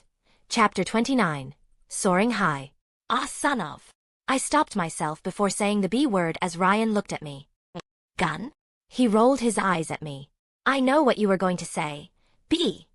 TCH. Yeah, well, I get to say it because I'm the adult and I'm frustrated. I was in third and now I'm ninth. You see how it feels when you get hit by the ghost and the lightning. And I'm also tiny. We all got hit by the lightning, he responded as his body twisted with the turn, hoping the controller would add a little edge. Yeah, but you stayed in first. That's because I'm awesome. I'm going to win. Don't be so sure. I may not beat you, but the computer could get lucky. There's half a lap left. It took us over 4 hours to fly the over 1,300 miles back to New York from Minnesota. I took my time and we had some father and son bonding moments while I taught him how to maneuver through the air. Dads teach their kids how to ride a bike, I teach mine how to break the sound barrier. Honestly, we could have made way better time, but we took the scenic route as we were both enjoying ourselves. Plus Ryan simply wasn't dressed for supersonic flight. Air drag was a bitch. The elevator chimed indicating Ashley and Deep were about to enter. I heard them coming from a mile away, figuratively speaking, since they were only a few dozen floors below me when I tuned in. But I was more interested in the other figure that was also making his way up the tower, Noir. There you are, Ashley said all excitedly. We've been looking for you the whole morning. Yeah, Deep nodded. I didn't bother standing and addressed them from the couch. Well, as you can see, I was busy, I said and launched the red turtle shell that would put me back in 4th place. With my son. I finished, and put the controller down on the coffee table. Ryan won, by a decent margin as well. Ryan, say hello to Ashley, the CEO of Vought. She's very important. She's the boss of everyone in this building. I said with a smile. Hi, he said shyly. And this is Deep, Lord of the Seven Seas. Hey, Deep responded. They were both looking quite awkward, unsure what to say, so I took the lead. So what is your speech from yesterday? Ashley started. If you're going to ask me to go on talk shows again to explain myself, not going to happen. Starlight should have been enough for that. No, that's just it. She cut me off. It worked. They loved it. The people loved it. Not everyone, but mostly everyone. My brow rose, signaling my curiosity, and for her to elaborate. Working class white males 24 to 60, both rural and urban, loved it. Blue collar folks loved it. Working class moms loved it. Black Americans loved it. I mean, truth, justice, and the American way. You scored high even with college-educated white-collar workers. You nailed it out of the park, she said with a giant smile plastered on her face. I could see the excitement in her eyes. That whole bit about taking responsibility was fantastic. Women and mothers specifically loved that. Even our country, our people polled, well, though some are saying that was a dog whistle to, well, you know who. She said as though whispering, putting her hand to the side of her mouth. But we can work with that. The rural folks ate it all up. Your ratings have never been higher. Combined, you and Starlight are now probably the most influential people in America, if not on the planet. But the stock price dropped yesterday? Yes, but it bounced back towards the end of the day, and it's almost at parity now to what it was before. Look, the marketing team thinks we should. She didn't have a chance to finish as the new guest interrupted her. My features became stone cold. Noir et noir, Deep said, surprised. I could tell the determination in his footsteps. I think we should, go, Ashley said. Wait. I halted their tracks. Ryan, I said, trying to sound as apologetic as possible to my son. I need some private time for a while to take care of some sensitive work things. Why don't you go with Deep? He can show you the crime analytics lab and all the cool computer stuff there. Right, Deep. Deep looked at me and then at Ryan, and luckily he caught that my question was actually in order. Yeah, of course. Crazy stuff. They can predict crime almost before it happens. Ryan looked at me with a questioning look. It won't be long. I just need about an hour and I'll catch up with you guys. He nodded and left with them. Chapter 30. Unmasked. Noir didn't waste any time and unfolded his piece of paper. Soldier Boy will come. We kill, it said. I looked directly at him, past his helmet onto the real person behind the mask. His eyes were filled with hate and fear for Soldier Boy. I held the silence for a moment longer until I heard a slight spike in his heartbeat. Soldier Boy has the power to weaken us, to kill us, I said, and started to slowly circle Noir, my eyes never leaving him. He's more dangerous than anything we ever faced before. I said, reaching his backside. Noir stood his ground but turned his body to face me. He nodded. In his misguided attempt for revenge, he has betrayed us, killed us, his own kind. I continued as I turned to the side, completing the circle. I paused for a breath. Just in the same way he has betrayed you. An extra thump, the interruption of his rhythm, told me everything I needed to know. I know what he did, how he treated his team, what he did to you. I said as I slowly walked until I was less than arm's length away. His rhythm gave all pretense of calm and was now thumping with anxious energy. I don't blame him. Those were hard memories for him. My hands went to his helmet and he slightly flinched as his hands went up to stop me. I gave him a hard stare and said, "No. I want to see the real you. Strap-in things are about to get super fucking gay in here, but I really need Noir on my side." His hands dropped and let me remove his helmet. There he was in all his glory. A man that should be in his 70s barely looked a day older than 30. That's if you ignored the rippling waves of jagged scarred skin, a shade lighter than his chocolate color, droopy white eye and deformed healed-over cranium. He looked grotesque as fuck in that I can't stop staring kind of way. He mutilated you, he hurt you. It was more than this, wasn't it? I said as my hand gently touched his scarred cheek. It was here as well. My hand went to his chest. But most of all it was here. My hand went to his forehead. I hope he got that I didn't mean the scar tissue or literally the brain damage but the mind itself. Luckily, regardless of what he perceived it as, he nodded. My hands went and grasped his shoulders. "I'll make him pay. That I promise you. He won't hurt you again. I won't let him. Not you and not anyone else ever again," I said strongly. His heart continued its energetic beat. "I'll put my life on the line for you, Noir." I looked him straight in the eyes. "Out of everyone here, out of all of them, you are the only one that is my equal. No more than that, you are my brother," I said with as much heartfelt conviction as I could muster. "I fought him, Noir, I really did, and he's strong, really strong," I said, slowing my tempo. "Only together we can beat him, only together we can succeed, and not only him, everything else as well. The world is changing before our eyes. The media, the governments, even our own kind are out there trying to hurt us, to bring us down, to not let us achieve our dreams." Make a vague appeal to the dreams and hope he once had, and how Soldier Boy stopped him. They want to hold us back, to kill us. My right hand suddenly grabbed the top of the back of his head and in a jerky motion pulled it forward. The movement was too sudden for him to put any resistance, but it didn't matter as his momentum was stopped by my forehead lightly crashing into his. We were touching foreheads and our noses were hairbreadths away. "Yes, super gay, I know. You're my brother and I'm going to put my life on the line for you, Noir, but I can't do this without you." My right hand was holding us together while my left hand went palm open back to his chest and covered his heart. "I need to know that you're my brother too, now and forever. I can't do this without you. I need to know, Noir, that you're with me. Not with Vought, not Stan, not the government, but with me all the way." I could literally feel his heart racing now, and I could smell his sweat pheromones, all indicating a strong emotional response. Good, for the strong and silent type. The show showed me how much of a mess Noir really was. People think they are all pure order and logic, however, the truth is we encode experiences and memories a lot better when there is an emotional response. And there is nothing like imprinting feelings of loyalty and brotherhood on one of the most deadliest people on the planet than when he is the most emotionally vulnerable.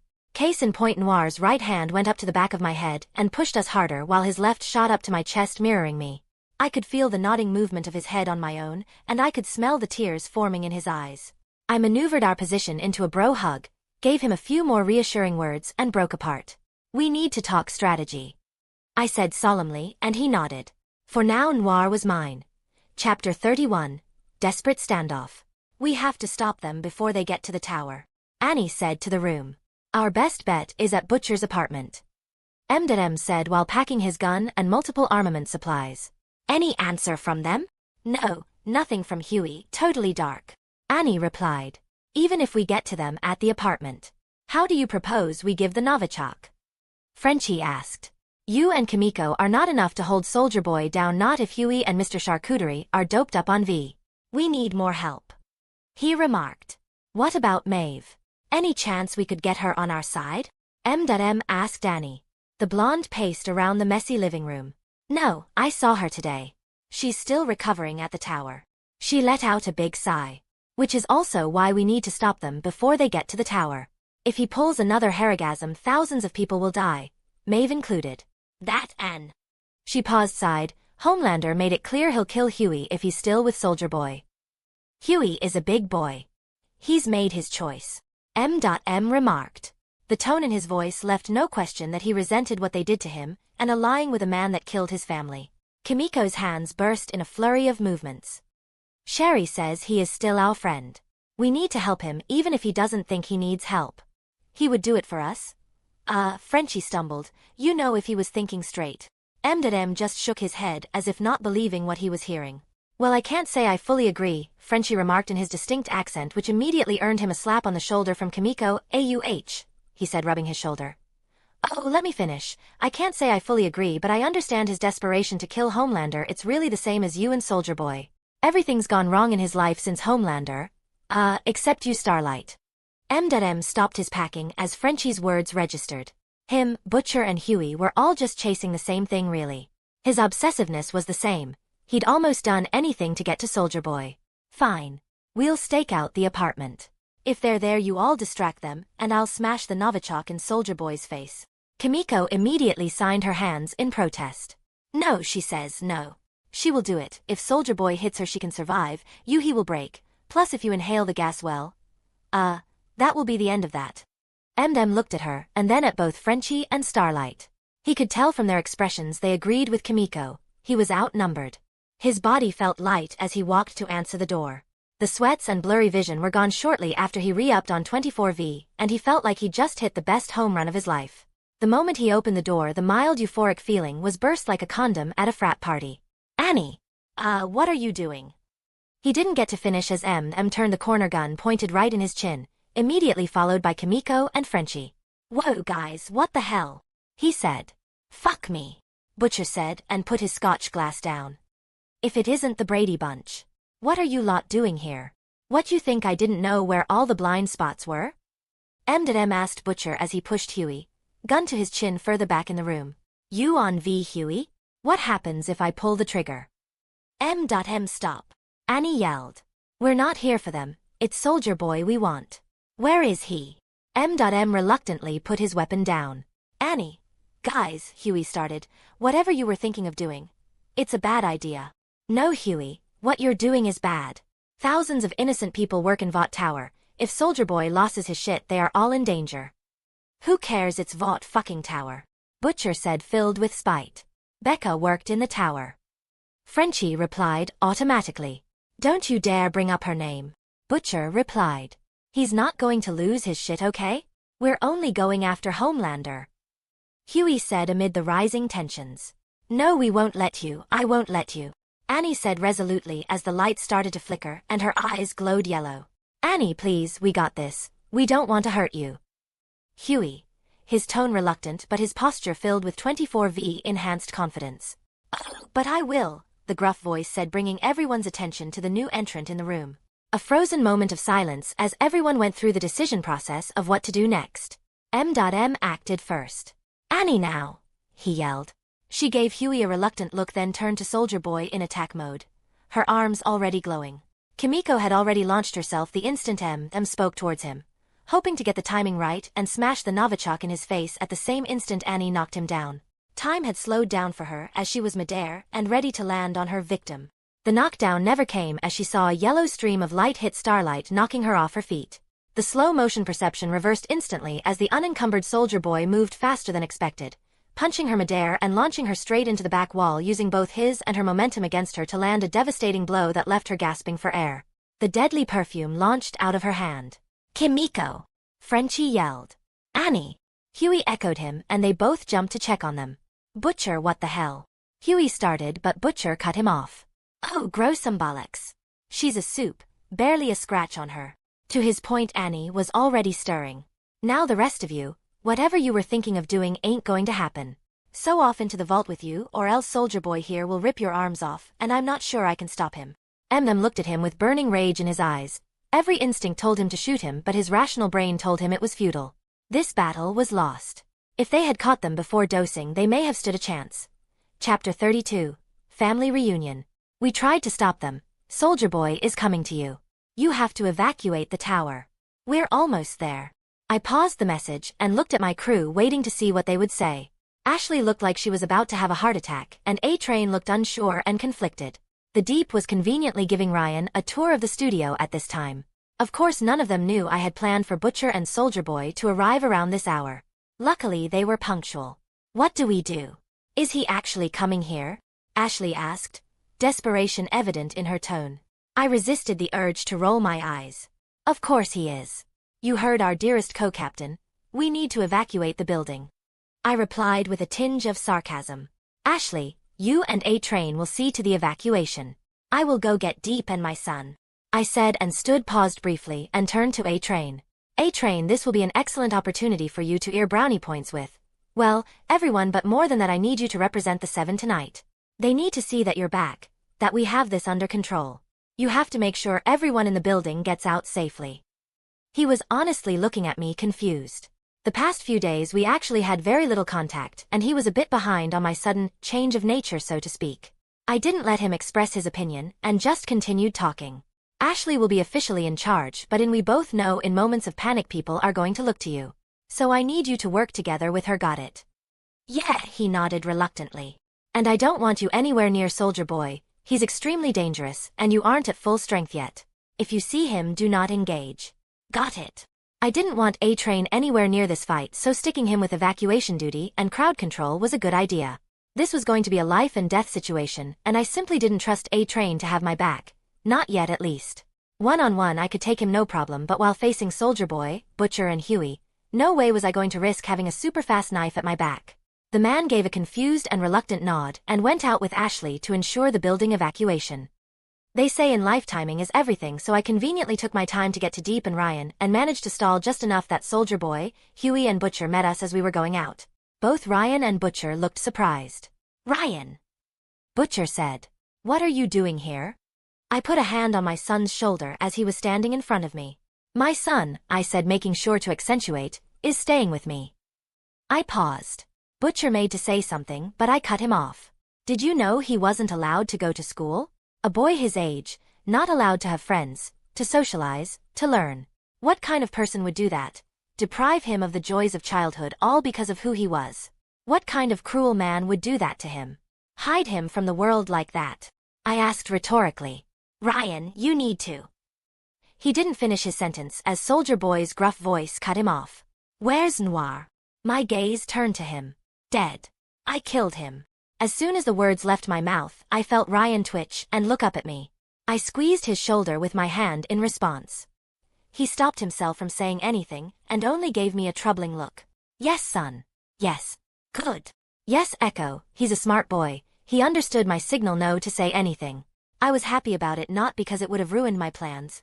No, they would work just as well, even revealing that Noir was alive from the beginning. I was happy because him not saying anything meant he was giving me the benefit of the doubt. He was starting to trust me more and more. Why? Because he didn't tell me about you. I replied firmly, then squeezed Ryan's shoulder again. Ryan, meet your grandfather, Soldier Boy, heroes of heroes, and my father. Ryan looked confused at me, and then at Soldier Boy. He's my grandfather? Oh yes, he's the reason me and you are so strong. We inherited it from him. I said with a cold smile while Ryan just looked conflicted. Butcher and Huey looked at Soldier Boy only to see a questioning gaze perched on his features. He ain't your kid. Butcher reiterated loudly. Yes, I am. I responded calmly. I'm your kid and this is your grandson. You have a real family. We don't have to fight. I just want to talk. Whatever Butcher told you or whatever deal Butcher offered you is not real. Surrender yourself now, and I promise you won't do more than 5 years in prison. I said firmly. You were betrayed by your team, by Vought, and by your government. The Midtown explosion was an accident. A soldier suffering from PTSD, nothing more. We can play that up in the media, and with my power, with Vaught's power, you won't stay more than 5 years in prison. I said with passion in my tone. Join me, join us, and we can be unstoppable. But you have to end it here and now. Chapter 33. Showdown. Join me, Dad. I did my best to sound passionate and heartfelt as I was lying through my teeth. No fucking way was I going to let a loose cannon like Soldier Boy run loose, plus I had already promised Noir I would end Soldier Boy. If he accepted, then I hoped to knock him out with a surprise attack, but that was a small chance. Still, for optics purposes I had to give the offer. Can't have people saying I didn't try peace first. Don't listen to him. Butcher replied. He's lying. He then turned his gaze to Ryan. Ryan, you have to leave. Leave the building. I just snorted at him. See Ryan, this is what William does. He pitches father and son against each other, hoping we kill one another. He'll pretend to be your friend just so he can turn you against me. That's how deep his hate runs for us. Ryan, don't listen to him. You need to get out of here now. I ignored him, Butcher, and turned back to Soldier Boy. Soldier Boy. Dad. Choose peace and surrender for the sake of your son and grandson. The attention was now back on him. His head tilted to his right and his left eye twitched while his gaze stayed locked on me. No, he said and took a step forward. You're lying. Noir isn't dead. I let out the breath that I was holding. Violence it is. Kill him. We will, echo we will. I see. I replied and paused for a split second, my hearing picking up Annie and her crew coming up. They made excellent timing and somehow avoided the police perimeter. Then again she probably pulled the Starlight car. Smart. I pulled myself out of my thoughts and turned to Deep, who had been silent and pale the whole time. Deep, I say, bringing his attention to me. Take Ryan and evacuate the building. I will not have my son in danger. To my surprise, the boy pushed my arm away in anger. No. I'm staying here with you. Damn, son. Now is not the time to be a hero. No, son. Remember our discussion about situations you shouldn't be in? This is one of those. I need you to go with Deep and... I didn't manage to finish my sentence as a vice-like grip suddenly grabbed me by the throat. Fuck. No, let go of him. Ryan shouted. Where is he? Where's Noir? Soldier Boy shouted as his vice-like grip was holding me by the upper neck and jaw. One moment of distraction, that's all it took, and he was on me. Butcher and Huey didn't waste one moment and they grabbed my hands. Ryan, you need to leave. Get out of the building. Butcher yelled at him. Where is he? Soldier Boy shouted and started to glow. Ryan, leave now. No, leave him alone. The little boy yelled and pulled furiously at Butcher's arms. Deep, you fucking useless shit, do something. The moron was frozen in shock. I could feel the radiation permeating, weakening me. Oh! A large red beam hit Soldier Boy's abdomen, knocking him to the side and stopping his beam of death. Luckily, his radiation was affecting Butcher and Huey as well. I instantly threw both Huey and Butcher off me. They were supes, but they weren't close to my level, not without the element of surprise. I knew what was coming, and in slow motions I saw Soldier Boy rush shield first towards Ryan. Protect him. My mind went into overdrive and my body acted on its own. In an instant I disappeared from my stop and appeared in front of Ryan, taking the brunt of the shield. Normally Soldier Boy's momentum would have toppled me, launching me into Ryan, crashing us into a mess of limbs, tables, chairs and walls, but there was nothing normal about me. I can fly and create my own momentum without actually moving a physical muscle. Bang! The shield hit me with a loud echoing bang. My body tensed, absorbing the energy, and my invisible flight muscle instinctually created the opposite force required to stop him and not crash into Ryan. My feet buckled and indented the cement floor, and Soldier Boy's shield bent under the immovable pressure of my body. Oh! I used his moment of surprise to overpower him and push him backward again. Deep! Take Ryan now. The discount Aquaman regained his senses and forcibly hoisted Ryan by the waist. The boy made to protest, but Deep was too strong, and with a few lunges he was halfway down the stairs. I didn't waste any time as Soldier Boy was getting himself unstuck from a pile of cubicle walls and desks. I flew straight into Huey to his surprise and buried my left in his gut. Rule number 1 when fighting multiple opponents: knock out the weak ones first to prevent them from hitting you from behind, and even the numbers. I felt my fist crushing his sternum and ribs, the force lifting him off the ground, then used my powerful right hook to knock him on the side of the head.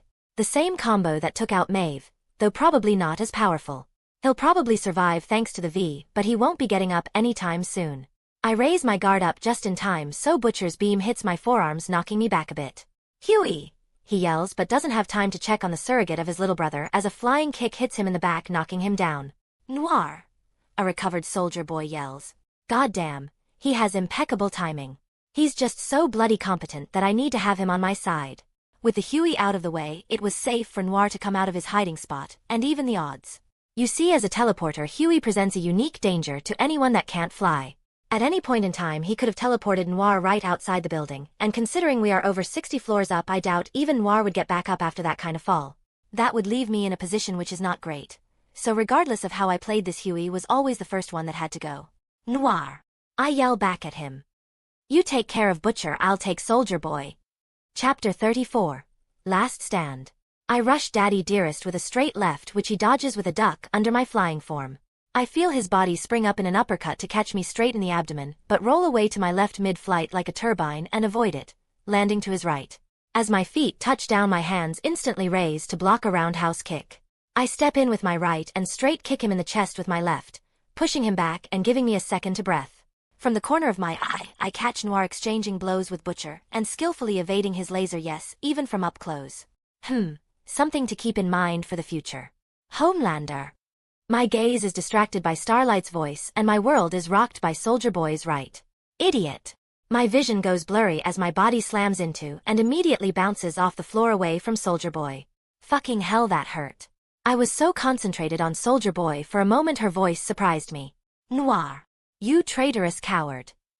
With a kick, Noir threw Butcher of him, but Soldier Boy was already advancing with that eerie red glow. M.M. unloaded a shotgun into his face which did little to nothing as the Dean Winchester look-alike barely flinched. Kimiko rushed him with furious animalistic blows, but he was too fast and skillfully blocked the first hit, then caught her arm on the second hit, and in one smooth motion broke it and pushed her away. Fucking hell, the man was a tank. Even in my dazed state I could tell Noir was panicking as instead of his normal confident movements, he was backing away in a stuttering step. Not him. Get Homelander. I heard Butcher say as he was drunkenly standing up. Yeah, Noir definitely knocked his shit around. How many seconds has it been? I needed to move before he explodes. I took a deep breath and made to launch myself at him when the lights started flickering. Starlight's body starts glowing and with a scream she launches her gathered energy at Soldier Boy, which I can only guess due to surprise pushes him back, interrupting his power-up moment, though he remains on his feet. Fucking hell, she really needs to work on charging up that power faster. It would have been better if she body rushed him. Aya! Enough! No more interference. Soldier Boy recovers just as fast, turning toward Starlight, his body resuming his death glow brighter than before.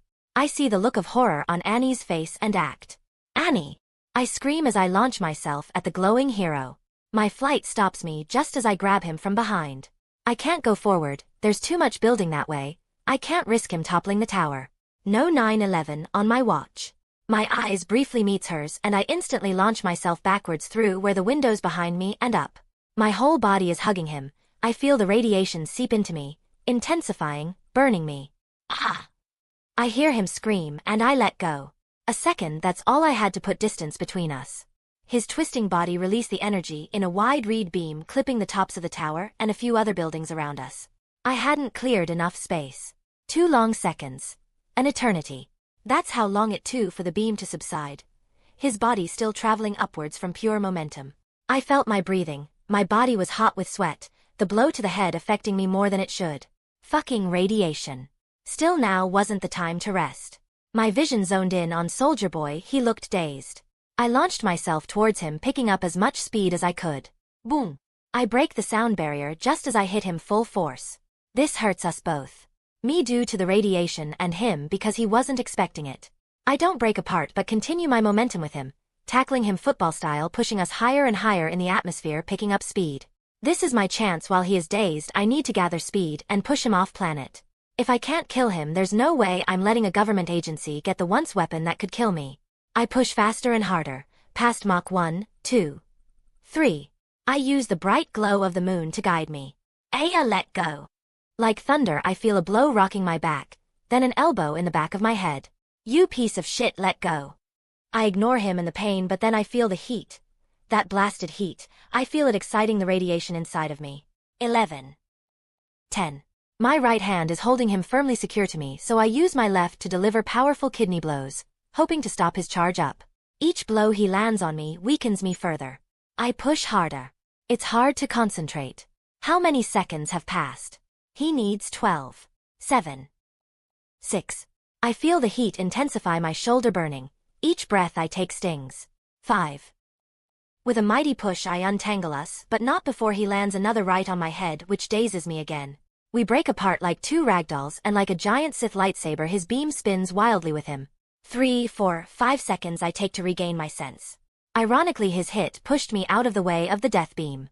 The air is cold and thin, but I feel burns on my neck, bubbling skin on my chest, the top of my burned away, partially melted in my flesh.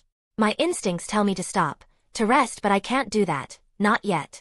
I'm so close. I see him, his momentum slowing and rush towards him one more time. I have to get him past low orbit, past the ISS, past the point where it will be easy for the government to get him.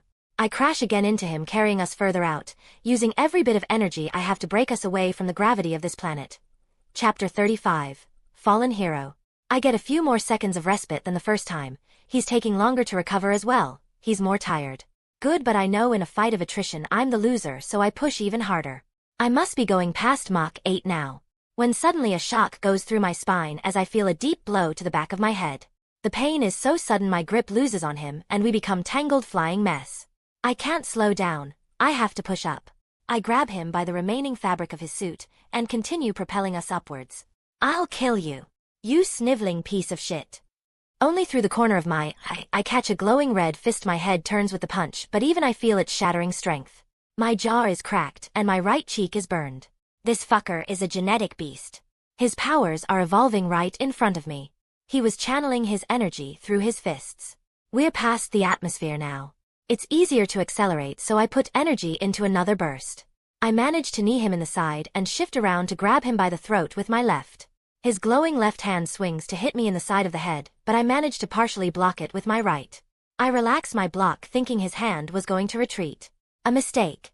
Instead he pushes further. His glowing left hand grabs the right side of my face, burning me, seeping radiation into my brain. His thumb finds my eye and digs in. I desperately try to release his grip, but my blows are weak, my energy being used to accelerate us further. My mouth opens in a silent scream. We are past the atmosphere, no air for sound to travel. I feel his thumb burning my eye. I can see he's holding his breath, but how long can he do it for? He needs to breathe, but so do I. I need to fly back before we both pass out. I try to disentangle, but the fucker won't let go. Pain. Stop him. Kill him. Then fucking help me. You think I'm not trying. You know this body better than I do. Help me. My mind goes into overdrive as I hear echo. Or maybe I'm just hallucinating from the pain. When did Soldier Boy's body start glowing again? How many seconds? Fuck. This isn't how it was supposed to go down.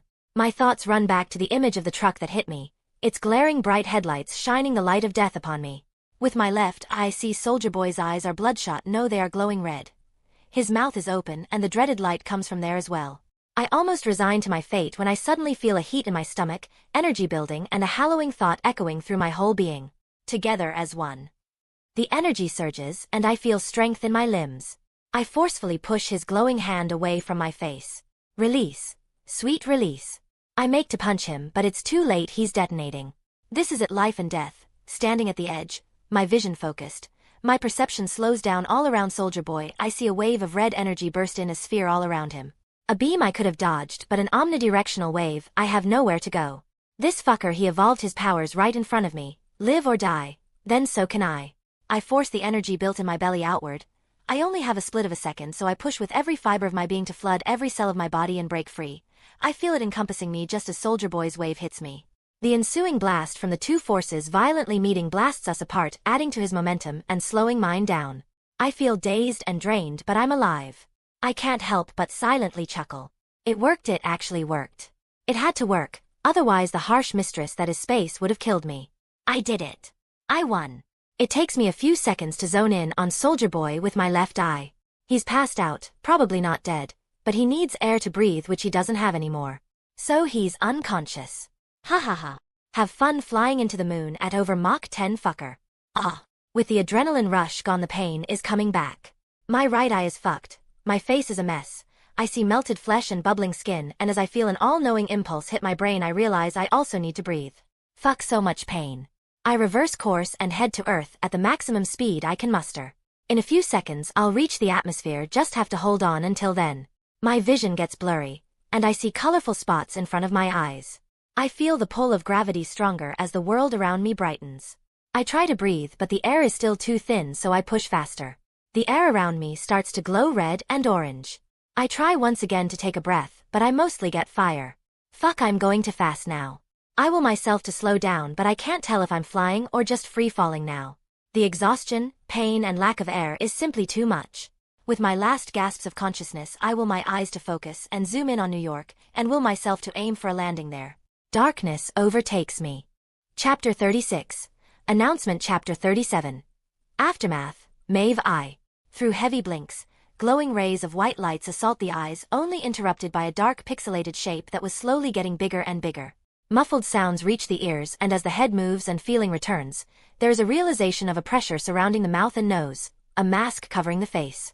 The right hand shoots to remove the obstructing device, but the shadowy figure stops it. No, not yet, Reina. It will help you wake up. The words barely register, but with each blink the image comes into focus, and with each breath she feels energy coursing through her veins. It only takes her a moment to regain her strength, and her hand shoots to grab the wrist of the now visible man in green scrubs, pressing the mask on her face. "AH!" The man screamed and tried to jerk it out of her vice-like grip. "Please stop, Maeve, you're hurting me. Please stop." With enough energy regained, her upper body shoots up, throwing the mask off, looking wildly around.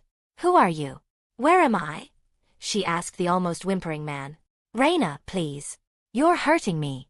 We're in Vought Tower, medical floor, 72. He said through labored breaths that only worked to accentuate his Spanish accent. She released the man's wrist, which he immediately jerked close to him, letting out a huge breath. "I'm Carlo Perez, your nurse," he said, regaining his breath. Maeve looked at him confused and then looked around at the setup of the room, resembling a hospital room equipped with various machines, some hooked up with stickies to her, monitoring her condition. "What happened?" she asked uncertainly, which drew a brief look of confusion from Carlo. "You don't remember? You had an accident fighting, you and Mr. Homelander." As soon as the words left his mouth, a rush of images and memories flooded her mind. "He hit you hard on the head and broke your ribs, big mess." Her hand went to her head, as if bracing herself to better withstand the memory. They were sparring. Her body, remember, each blow was heavy, the pain reverberating like thunder striking. They were moving fast, faster than she'd moved before, and then pain in her gut like a shock. Her breath was gone and pain in the side of her head. What happened after the fight? How badly was I hurt? Why can't I remember anything? It was pretty bad. The sternum, ribs were broken and bruised organs, but those healed up in 2 days, no problem. It was the blow to the head. They had to put you in a coma for a few days. Coma? See, cracked cranium, big bruise on the temple. There was a big fight between Dr. Schiffler and Forelli on whether they should try to cut you open. At his words, Maeve's eyes went wide and her hand went to her head. Everything felt normal, to let the brain swell just in case, but Dr. Schultz agreed with Dr. Forelli, and they only put you in a coma and treat you with ice and anti-inflammatory medication. How long have I been out? 5 days. Reina, you were supposed to be woken up yesterday, but the doctors were all busy. Short-staffed, not many people wanted to come in because of the contamination, the radiation and the damage to the building. Maeve looked even more confused. Ah, right, before your accident you remember the Midtown terrorist? Her eyes widened in realization. Soldier Boy. Turns out it was Soldier Boy, come back from the dead. He was killing supers, wanted to take down the company and the government for betraying him or something. He and Mr. Homelander had a big fight, big mess, top of the building is destroyed, radiation warning for our block. Maeve listened to his words sharply, though she felt as if he was talking about another world. The 50th floor where the studio is and 10 floors below and above are closed off. They say the radiation is the highest there. Some of the buildings around us got hit pretty bad. They evacuated the most of them.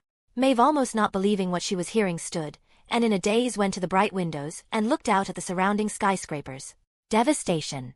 Tops looked like they had been wrecked by a bulldozer, steel beams sticking out, cement dripping and smoke rising from the hidden fires. She saw Carlo shake his head in sorrow. Many died, were working late, and from the building materials falling on the street. He paused briefly. They offered us big bonus to come in. The doctors were desperate, said our building was secure. As her eyes wandered from building, scanning the damage of what she could only assume was a hard fight, she caught a blob of dark on the ground. Her eyes shifted course and focused there, only to realize it was a large gathering of people. What's happening down there? Why is that mob of people gathered here? She asked the middle-aged nurse who joined her by the window. Oh, Miss Ashley, call them. They come to support Senor Homelander. Maeve looked at him, her features frowning in confusion. She say Homelander fought Soldier Boy and pushed him into space to save the city. They say he fell down in a ball of fire like a falling angel. Carlo paused. Chapter 38. Aftermath, Maeve 2. She says Homelander fought Soldier Boy and pushed him into space to save the city. They say he fell down in a ball of fire like a falling angel. Carlo paused. A spike of emotion surged within Maeve. The government, they came, tried to take him away. He was hurt very badly. His tone started to get soft. I only saw him briefly in the operating room. It was bad, Reina, very bad, he said solemnly. Could this be it? Could this be the end of Homelander? The cocktail of emotions being released made her anxious and hopeful. And the government, his voice rising in anger, the CIA, NSA or FBI, you know those agent types, he said with disgust. Those penjos, they try to take him when he's weak, they came with guns, armed to the teeth. They try to take him like he's the criminal. Like he didn't just save New York. Maeve saw Carlos slightly turn his head and mutter some Spanish under his breath, then as if realizing who he was talking to caught a hold of himself. What happened to him? Where is he? She asked, suddenly agitated. Don't worry, Reina, it didn't work. The heroes, they banded together and stopped them. He said with a small smile. Miss Ashley and El Noir rallied them and stopped the agents. They say the agents came all the way to the operating room, but El Noir beat all of them back to outside the building. Then Miss Ashley, she sent out the call on the internet, and the people came to protest them. They've been outside ever since. He said, his smile bigger than before. And Homelander? What happened? Where is he? Is he okay? The anxiety was surging more now. Carlos' face turned solemn again. We don't know, Reina. He's been on the floor above. The doctors were with him for the past day. Dr. Schultz and Miss Ashley won't let anyone in. El Noir is keeping guard. Miss Starlight, El Rapido and Deep are with the others outside making sure the agents don't try again. She looked at Carlo. The anxiety and anticipation was too much. She needed to find out. Briskly she turned around and bolted for the door. Reina! Reina! She heard the confused shouts of the nurse, but she didn't bother turning back. Her heart was thumping. She needed to see him. She needed to see if she could end this. This may be her only chance. While he was weak. She burst through the stairwell door and leaped the whole flight in one go, and then did it again for the second. Her frantic strength almost ripped the handles off the doorway, and she paused briefly to get her bearings in the hallways. She rushed to her right and turned left where she was halfway through the hallway, Noir standing in front of a double set of doors. Her gaze briefly met his mask, and with anxious conviction she strode towards him. His right hand lifted up in a stop sign. Move or I'll break every bone in your body, she commanded. She could take him, she thought. She could overpower him. It wouldn't be easy, but she'd done it once before. Maeve prepared herself to pick up speed as Noir settled into a defensive stance. This was it. Her body dropped slightly, ready to rush him, but her momentum was stopped by the squeak of the door behind him. As she briefly stopped to assess those coming out, her anxiousness turned to her surprise into shock. First there was someone in a white lab coat she didn't recognize, then followed Dr. Schultz, but they weren't what shocked her. That was the third person behind them. White bandages around his head covering his right eye, his right cheek riddled with grotesque red wavy scarred skin. Obvious sign that something, or in this case someone, had managed to melt part of his face off. The scarring extended down to the bottom of his neck, where another set of bandages could be seen encompassing his torso under the all-too-large hospital gown. She could only stare in shock at the state of Homelander as he briskly walked past Noir towards her and promptly grabbed her in a bear hug, though she noticed the bandaged-up right hand was barely squeezing and seemed all too skinny to be one that knocked her brains around just a few days ago. Maeve! I'm so glad you're here, John said loudly. He was followed by a chorus of voices that in the few seconds she was taken by his appearance had multiplied to more people like Ashley, her assistant and a few others, all saying her name and agreeing with Homelander. She had come here for a purpose, but realizing the moment had come and gone, Maeve did the only thing she could. What surprised her was the felling calm emptiness that was filling her up with each breath as she reciprocated the embrace, and even resting her head on his shoulders in resignation. John was smiling. Author note. Here is part of the aftermath. Next will be from Homelander POV. As I said in the last chapter, one will be having time skips starting soon, but don't worry, I will post the date at the beginning of each chapter or scene where it's required. Let me know what you think about the implied aftermath actions of Vought, the government and the heroes, and if it makes sense within the context of the story so far. In the show, the CIA gets Soldier Boy back, which I think is pretty stupid for Homelander to let happen. Also sorry for the terrible Spanish. Carlo Perez is a nurse working for Vought for the last decade and a half. He is in his late 40s, and the events are meant to be from how he perceives them from the limited information that he has. Once again, thank you for reading. Chapter 39. Aftermath. Homelander. I greedily drank out of the glass, and with each gulp the refreshing liquid cooled the fiery feeling I felt inside of me. As I finished slurping the last drops of water, I handed the glass back to Martin, and let out a satisfied sigh. Thank you. I really needed that. I looked inside the large gown I was wearing to stare at the bandages that were covering me from the waist up to the neck. I felt weak, fatigued. Each breath was heavy, muscles screaming of being sore as if they had been pressing against an unstoppable force, though admittedly the pain numbed a little bit with each rising of my chest. I raised my bandaged right hand, barely able to bring it to shoulder level.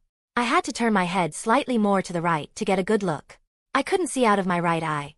No correction, I couldn't feel my right eye, only a throbbing sensation of pain like a drumbeat following the rhythm of my heart. My right hand was too thin. Even with the bandages, I felt no strength in it. Martin, I'm seated halfway up on the bed and my head turns to him. What happened? The older man sitting in a chair next to my bed sighed and leaned back. I'm not going to lie to you, it was pretty bad. For a little while we thought we were going to lose you. I was actually taken aback by his words. I knew I had been in bad shape but not close to dying. I motioned for him to continue. You fell in Harlem, busted up some buildings on your way down. It was only pure luck that we got to you before the police. Then again, most of them were evacuating the affected neighborhoods. Neighborhoods? I interrupted him. Well, more like a few of the city blocks around us. Soldier Boy's laser beam wrecked a few buildings, a bunch of people died, evening workers, and falling debris and all that. He said almost as an afterthought. We also have a radiation warning for about 5 blocks all around us. He saw me scrunch the visible part of my face in worry. That's mostly for show. Don't worry, none of the buildings came down. He paused. Okay, you said I fell in Harlem? I nudged for him to continue. Yeah, you were a mess, burns all over you, melted skin and suit, bruising and bleeding well from everywhere. I could feel his weariness at bringing up the images of how he found me.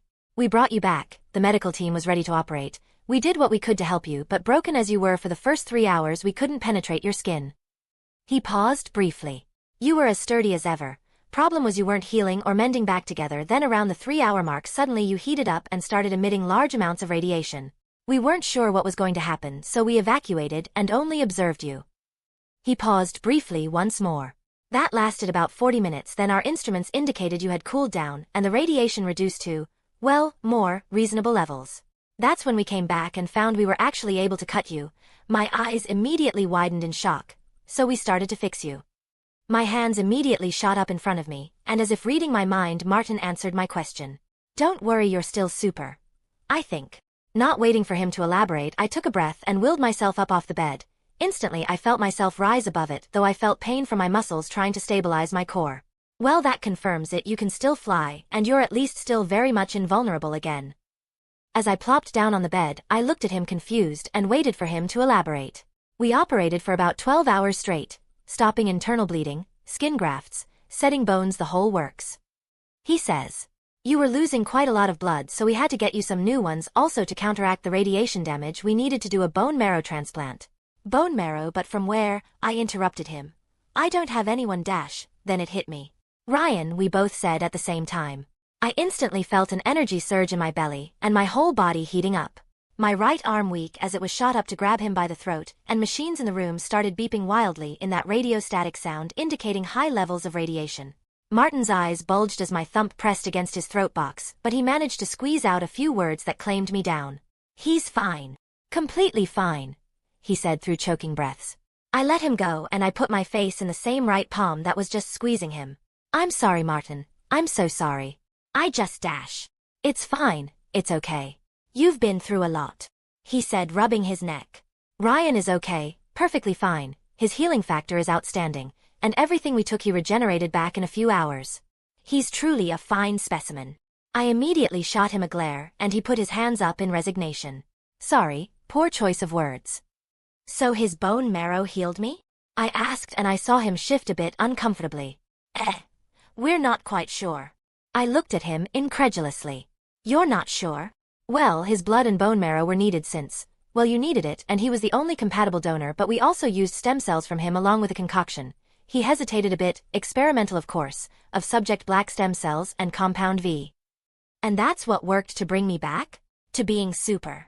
And once again I saw the man hesitate. Not exactly. I think maybe, that's the best theory we have, he said rapidly as he saw my unamused look. I had hoped the V would restore you immediately like it did for Subject Black, but that didn't happen. So what happened then? Chapter 40. Aftermath. Homelander 2.